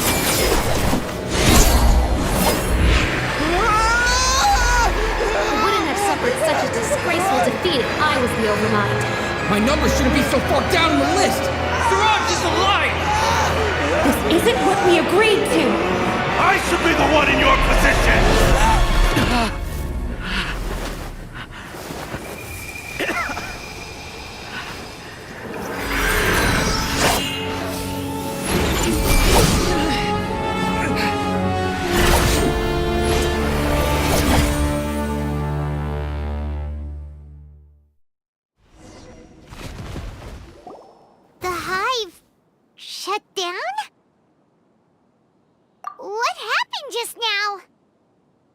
Members of a collective consciousness are more likely to reach a consensus because of their shared memories and emotions. For example, Ilias did have differing perceptions, but he ultimately followed the collective consciousness's judgment. However, this system is far from perfect. Based on this logic, the collective consciousness will generate an intractable diffusion effect upon encountering negative emotions. The disturbance that Ilias caused wasn't for naught. It made the collective question the Overmind. Setbacks in the plan further amplified doubt, which diminishes the Overmind's influence. This inevitably causes the collective to generate negative emotions. Apprehension, disappointment, panic, avarice. These negative emotions can be very well hidden, as humans generally do not share completely transparent channels of communication. But in the Hive, where there are no secrets, negativity can spread like a tidal wave. Of course, what I said to Ilias was the trigger for all of this. A few words were enough. Believe in the power of words, Siraj. You were already thinking of a way to destroy the collective consciousness. Even back then, you knew that Ilyas was the bait all along? But how did you know? Since when? I knew it from the moment I saw him. Moreover, I never looked down on you. My opinion of you has always been objective. You have a naive view towards the concepts of collective consciousness and human evolution, but you are intelligent and disciplined. You would never let a test subject escape. Mistakes like that are beneath you, and you also won't leave any mistake without a resolution. I never thought I'd hear those words come from you. But if you're saying that out of sympathy, spare me. I know very well that you've never viewed me as an equal. When you were with us, you always had a distant look in your eyes. You don't need to hide it. I know it better than anyone else. The arrogance that comes with being a genius. Nobody likes being treated like that. Your perspective is entirely born from your habitual way of looking at things. From your perspective, you probably think I'm like you, someone who doesn't fit in. However, I've never placed myself on a pedestal. I just want to distance myself from meaningless noise and look at everything objectively. On the other hand, you have failed to come to terms with who you truly are. You care too much about winning and how others perceive you. You mean to say that I'm the arrogant one here? Is that not so? Arrogant and emotionally fragile. You view people as a simple, mediocre collective, while you regard me as one of your kind. Regardless, I have lost. You can take me back to the academia to stand trial. You will stand trial, yes. But arresting people isn't in my job description. I'm just an ordinary staff member. I believe it is the General Mahamatra's duty to escort you away. Sino? What are you doing here? I followed the symbols. Looks like things have already been settled.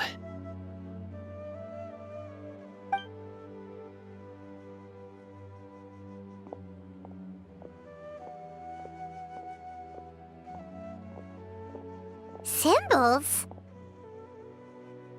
I left a similar picture in my letter to him, and I made several similar symbols on the way here. Wait, what do you mean you left a letter? Oh, Paimon remembers! When Paimon first saw you, Arav said that you had left a letter for Sino. So you really did know that something was up with Ilyas from the start! You lied to us too! It'd be best if you didn't spout nonsense. I never employed any mode of trickery on you. By the way, I came across some information at the Academia a few days ago. If you practice the method discussed therein, your vision may improve. Do you need it? Seriously? This guy.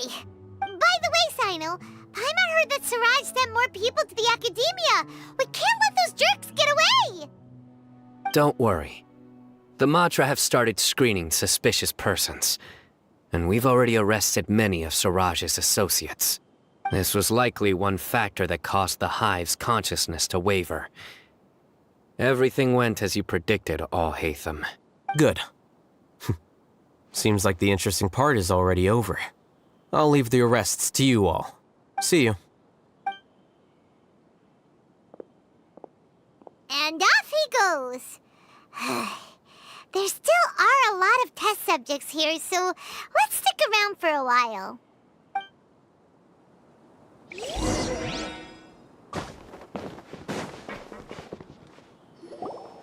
Oh no. Oh no. I was involved in all these plans to get rid of the acting Grand Sage? What came over me? How could I do something like this? We were accomplices without knowing it. But I'm afraid that Al-Haytham might pressure the Matra into giving us heavier sentences. Whether he's the scribe or the acting Grand Sage, we can't afford to offend him. It seems our future at the Academia will be full of uncertainties. We can discuss the future later. Leaving the collective left me with a strange sense of guilt. I didn't feel anything towards Al-Haytham at first, since he wasn't well known. All the opinions I heard about him were negative, though. Siraj made us hate Al-Haytham. and we blindly accepted that hatred and thought of him as a bad person. From how things look, we've done a lot of irrational things. I guess we're getting what we deserve. Could you help us apologize to Alhaitham? Sure, Paimon will help you tell Alhaitham, but whether he chooses to forgive you is up to him. It's okay. No matter what he chooses, apologizing will make us feel slightly better. If he chooses to remember this, we're prepared for our punishment. It's time to go. Let's go.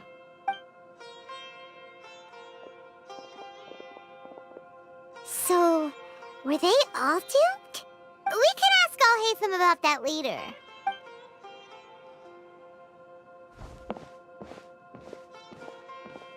Looks like I can't exist as Siraj number 36. Yet, my life as Ilyas goes on.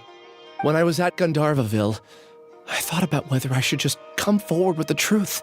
But I didn't have the courage then.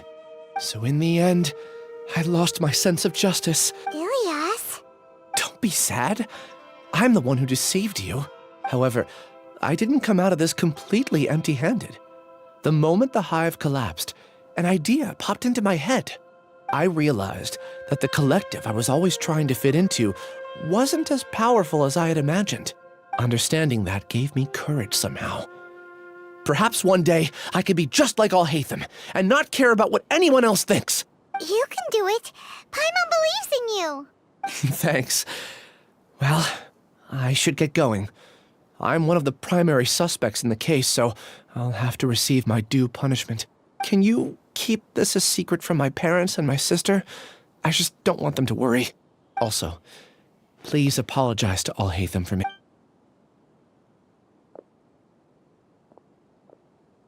All the test subjects have been taken away. I'll have my subordinates seal the place, retrieve all documentation, and destroy the system. Are you too hurt? I brought bandages and hemostatics. Paimon's fine. Just a little tired. Get some rest. Alhaitham is probably waiting for you at the entrance. Go see him when you're done here. Watch out for any of Siraj's associates who might still be in hiding. If you encounter anything you can't take care of, come find me at the academia. Okay, you stay safe too, Sino. Let's go meet up with Alhaitham.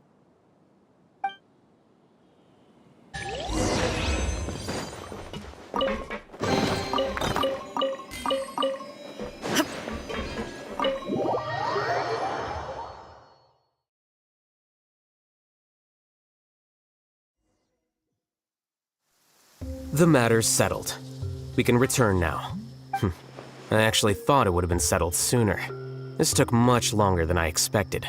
Judging by your faces, it seems like you two still have some questions. I respect your curiosity, but I'm off the clock now, so I'm not going to field any questions. Hey, we're not your colleagues! You couldn't tell that was an excuse just now? What? Are you kidding me? You're not leaving today until you explain what happened back at Siraj's secret base! See ya. Hold it right there! Are you done? Your behavior is reminding me of some other people. Stop changing the subject!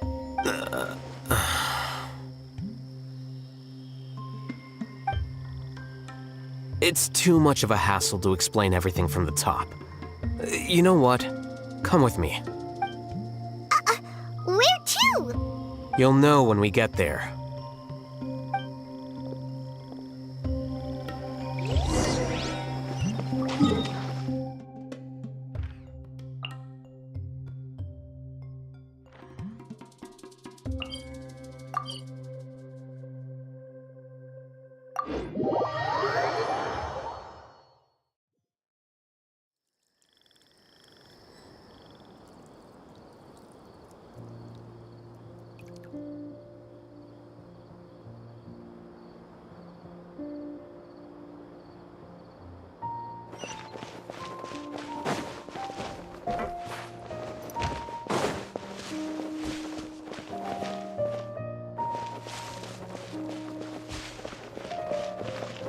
what if Tavad is round?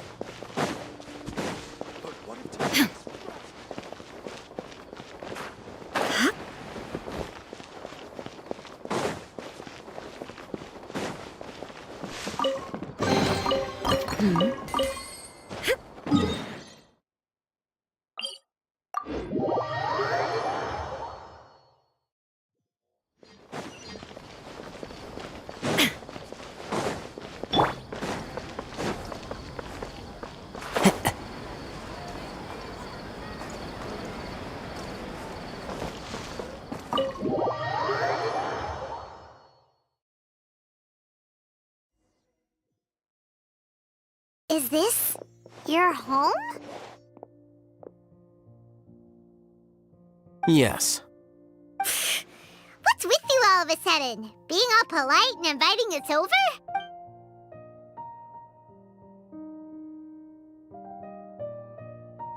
Ah, you're back. Quick, come help me see if this painting's all straightened. Huh? Who are they? Stop making a fuss. They're obviously guests. You're not from the academia, are you? I'm unsure she's seen you before. You're that person from that time! Wait, what? How do you know me? Oh no, do people know that I live here? What? You're embarrassed only now of all times? Oh, you guys are roommates! Yes, we are, but keep that to yourselves. Please, don't tell anyone else. I keep a few books on collectives and the subconscious here at home. I'll get them. You all chat in the meantime. Hey! Hey! You're leaving just like that? What's the deal, Alhaitham?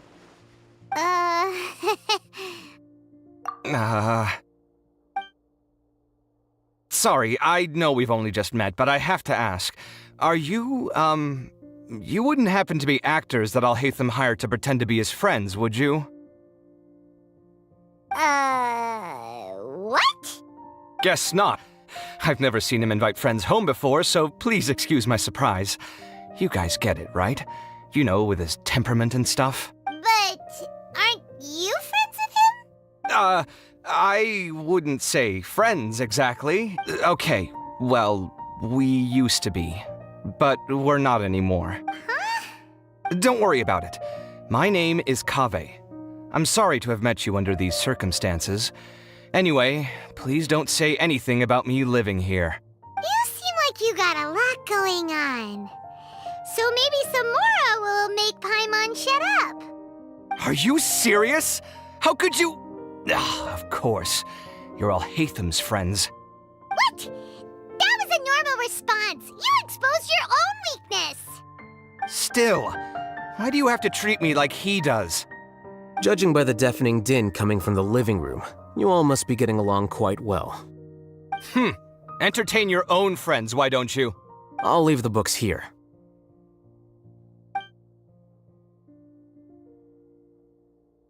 Paimon's dizzy from reading. This is way too complicated. Why don't we just ask questions instead? Paimon wants to know, oh, how did you know about the collective consciousness's weakness? A year ago, Siraj presented his thesis to the Grand Sage, who offhandedly asked for my opinion. I actually responded with 2 lines of reasoning. The first, as I've already said, was that his research was on human evolution, a subject prohibited by the academia. The second was that I thought the direction of his research was too extreme, but his approach too conservative. Wait, that's too conservative? He built such a large lab, gathered all those people, and even tried to get rid of you! One way to stabilize a collective consciousness is to remove the test subject's humanity altogether. The optimal solution to achieve collective consciousness is to focus solely on the overmind and treat the other test subjects as tools. That's way too dangerous! You're not seriously considering that, are you? 'Cause, whew. I'm merely stating the facts. If Suraj had done that, I would have felt his work to be just as senseless. It's impossible for any species to evolve overnight, and humans without their humanity cannot be called humans. That's why the academia prohibited research into human evolution. Most research of this kind tends to run contrary to evolution. Huh. Paimon gets it now. Ha! That's rich coming from you. If humans aren't humans without their humanity, then you'll probably evolve into some other species in another decade, I wager. What about you? Are you going to devolve into a fungus? At least I'd be a fungus with empathy. Sorry for eavesdropping, but what happened to you guys? Are you in trouble? Sort of. We encountered a strange researcher that had it out for us. Are you all okay?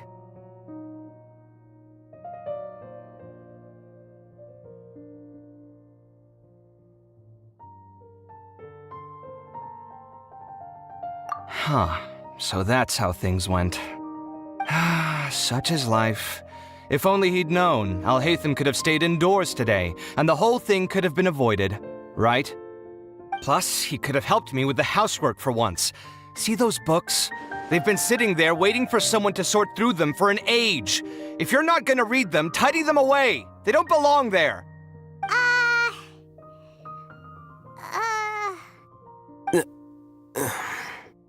Can you feel the awkwardness in the air? I hope you're aware of your lack of conversational skills. Oh, so the pot's calling the kettle black, is he? Well, having said all that, are you okay? I'm doing quite well. Much better than that painting you're trying to hang on the wall. You don't understand anything. Stop criticizing my taste in decoration.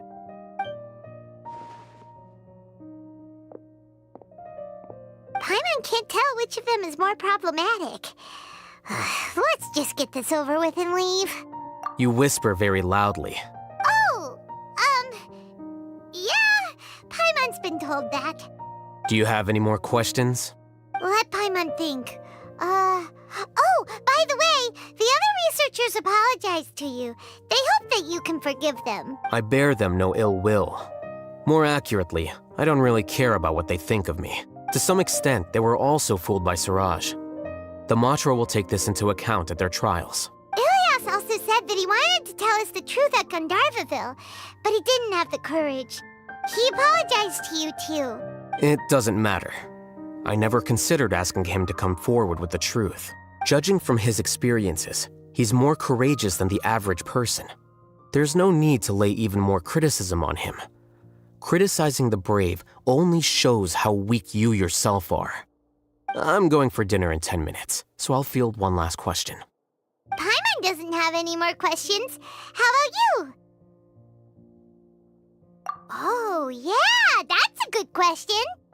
You only started investigating with the Matra at the Academia because you were interested in something, right? But after meeting Suraj, it didn't seem like you were interested in him or his experiment. I had no interest in him personally, but I was curious as to why so many people were willing to form a collective consciousness with him. I now understand the reason.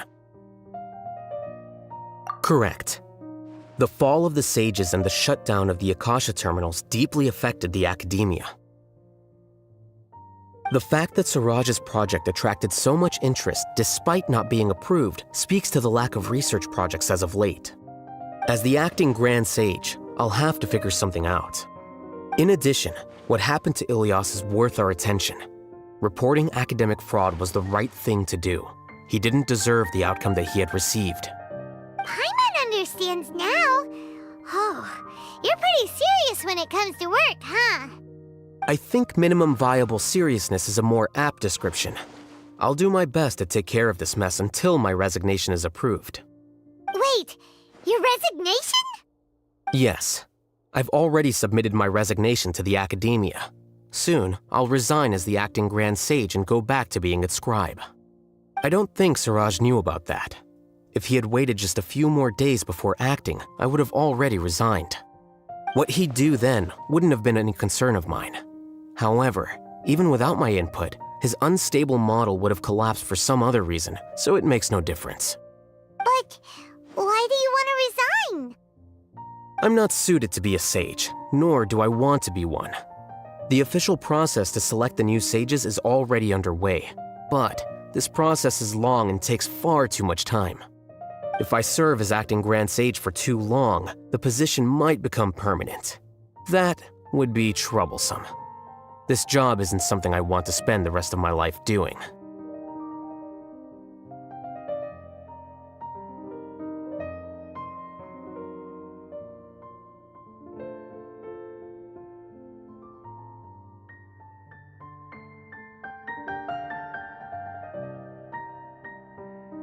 It's important to keep your priorities straight. Well, it's about time. You too should grab some dinner as well. Oh, now that you say that, Paimon's kinda hungry.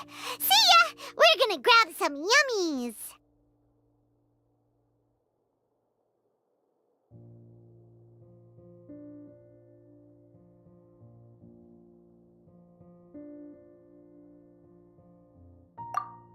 See ya.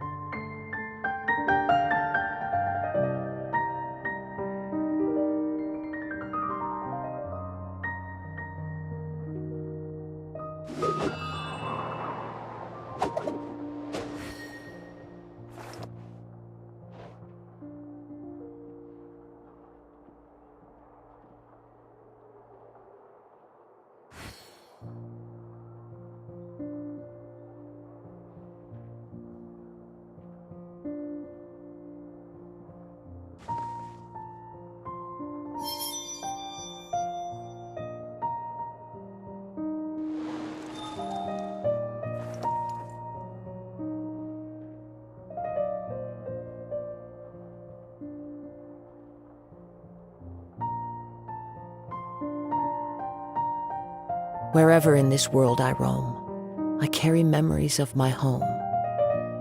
This blade, it is the last link I have to the land of my birth.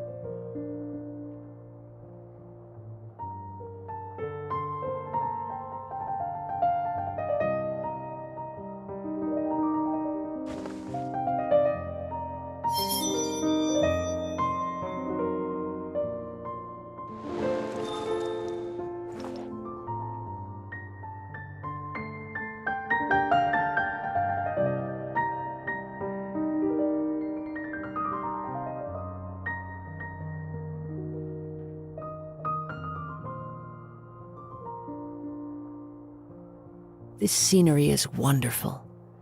Surely enough to convince anyone to become a wanderer.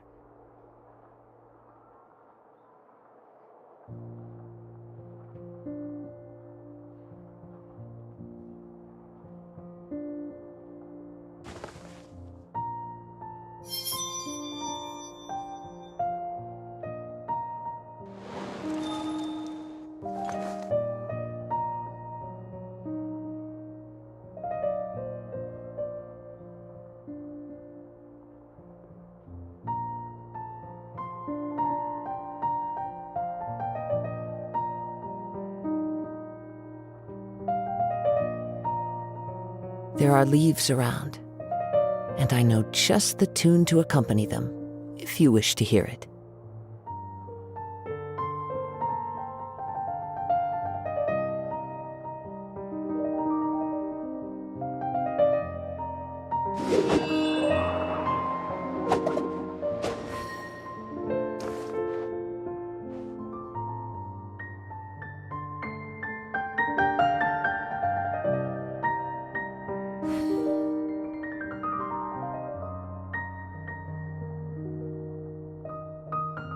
Wherever in this world I roam, I carry memories of my home.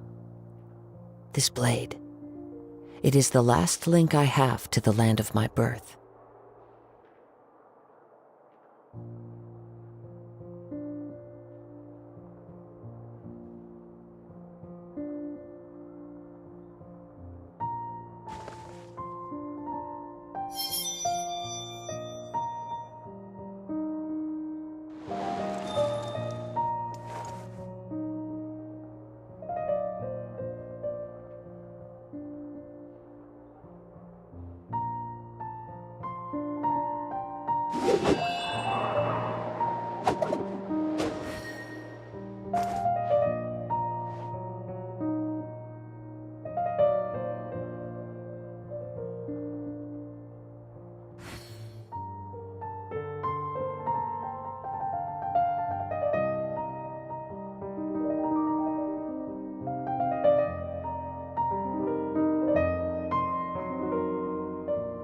There are leaves around, and I know just the tune to accompany.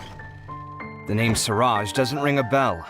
He isn't someone who would leave an impression, so it's expected that you don't remember him. I've always had a hard time appreciating the way that the academia pressures people by labeling them as geniuses. But even so, the academia can't be left to you. Or perhaps I should say that I'm delighted to see that you have a base amount of self-awareness.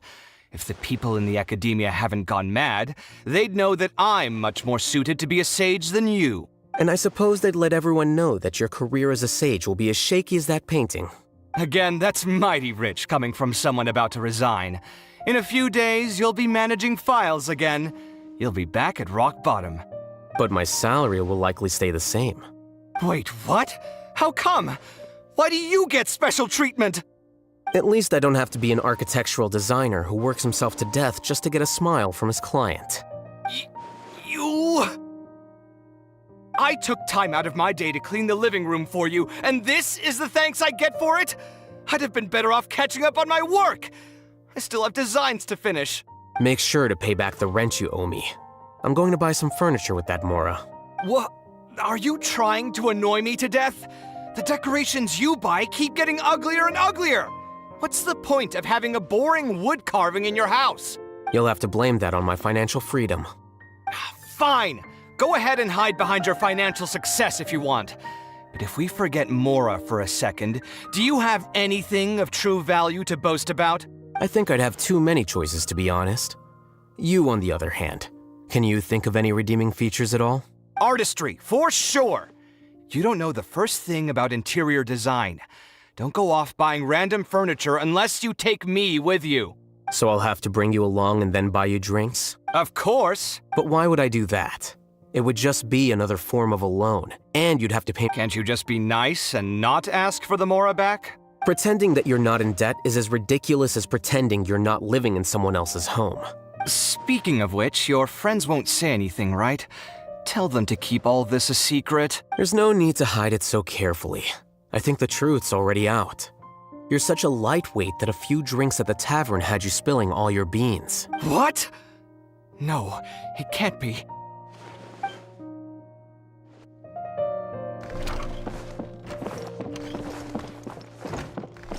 Time to go.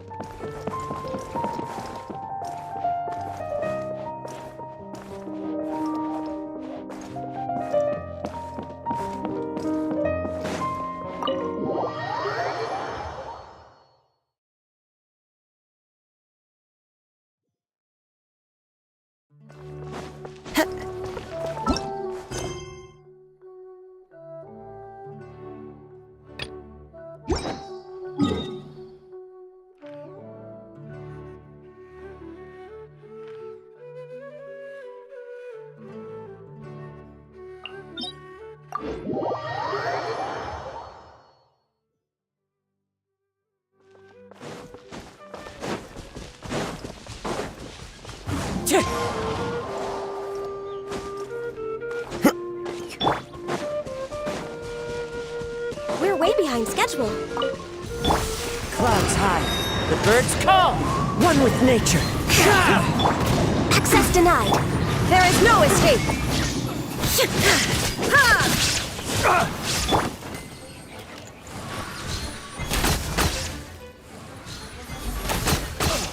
Shine down. New job. Torn to oblivion. Was it done?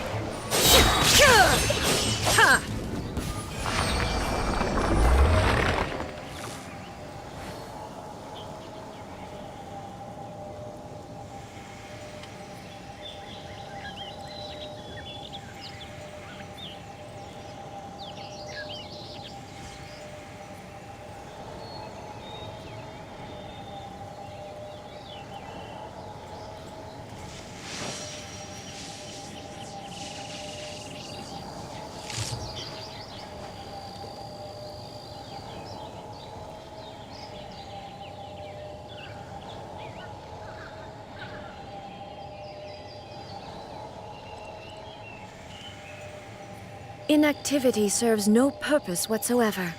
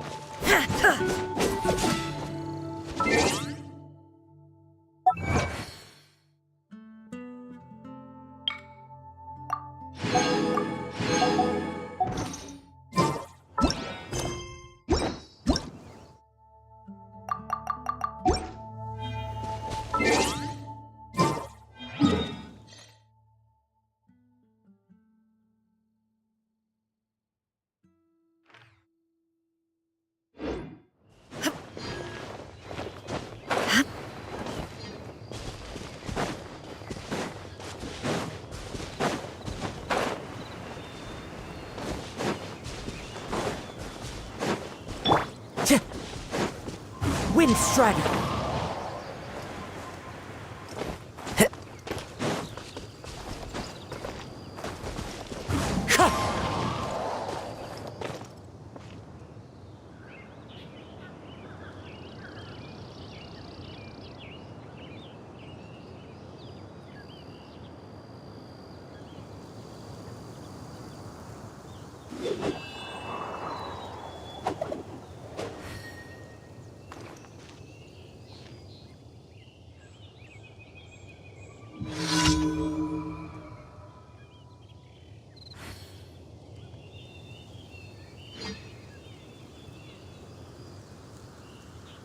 Wherever in this world I roam, I carry memories of my home. This blade, it is the last link I have to the land of my birth.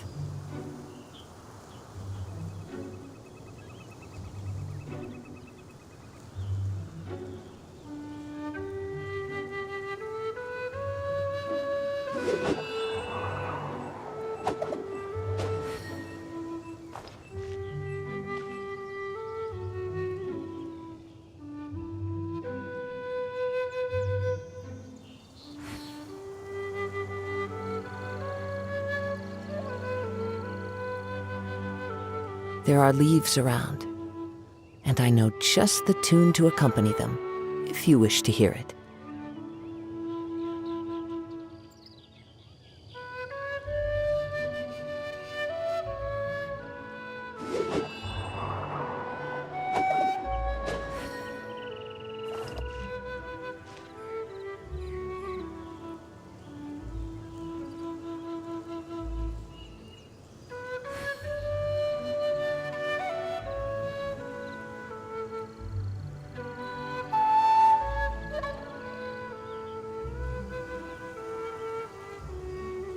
This scenery is wonderful. Surely enough to convince anyone to become a wanderer.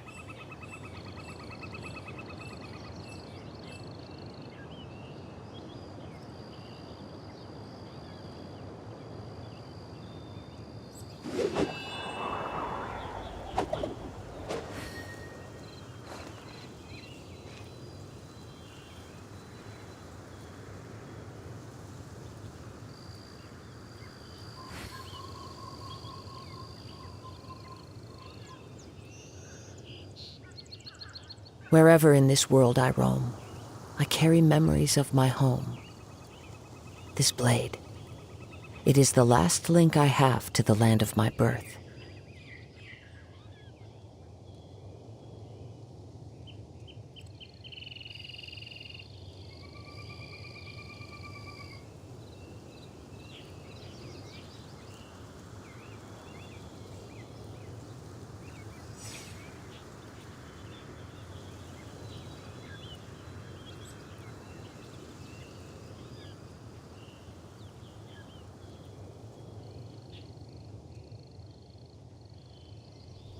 This scenery is wonderful.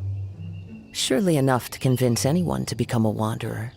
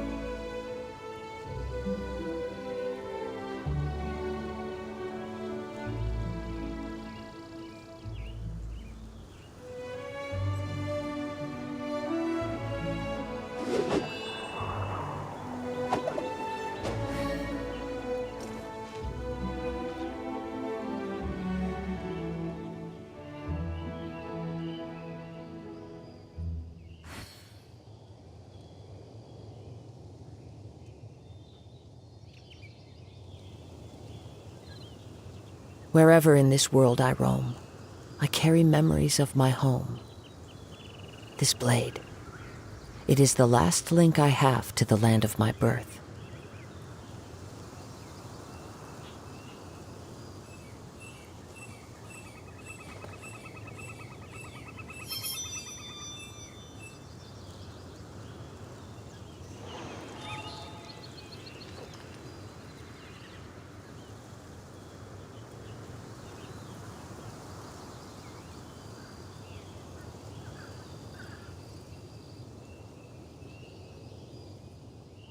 There are leaves around, and I know just the tune to accompany them, if you wish to hear it.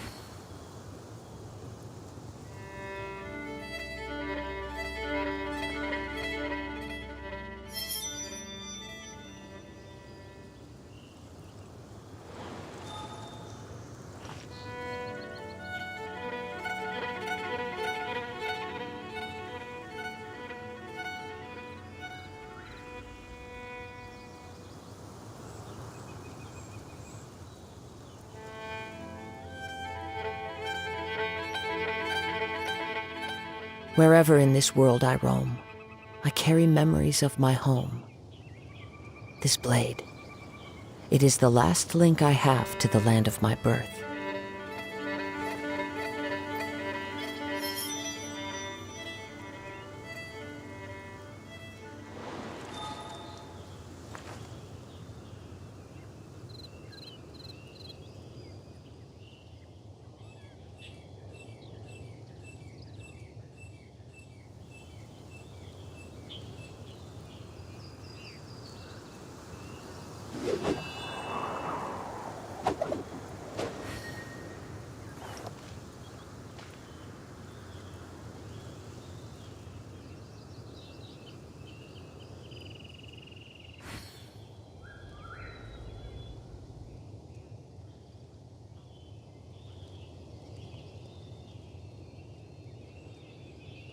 There are leaves around, and I know just the tune to accompany them, if you wish to hear it.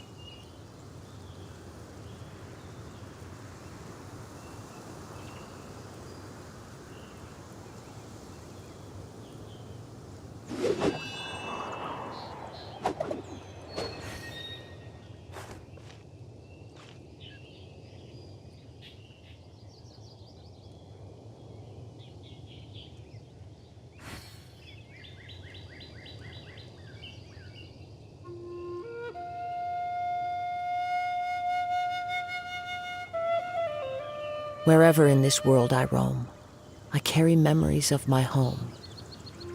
This blade, it is the last link I have to the land of my birth.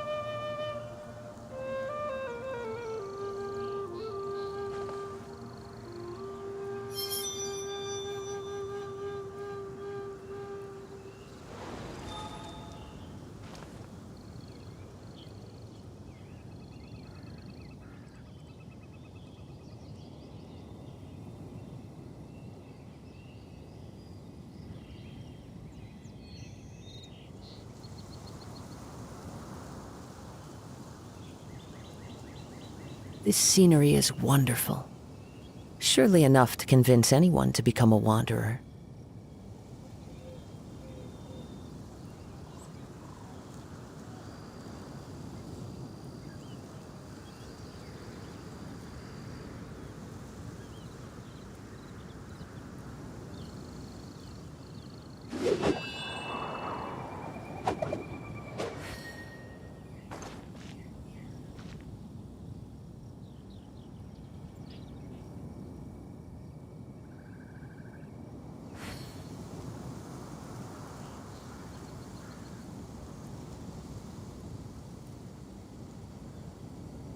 There are leaves around, and I know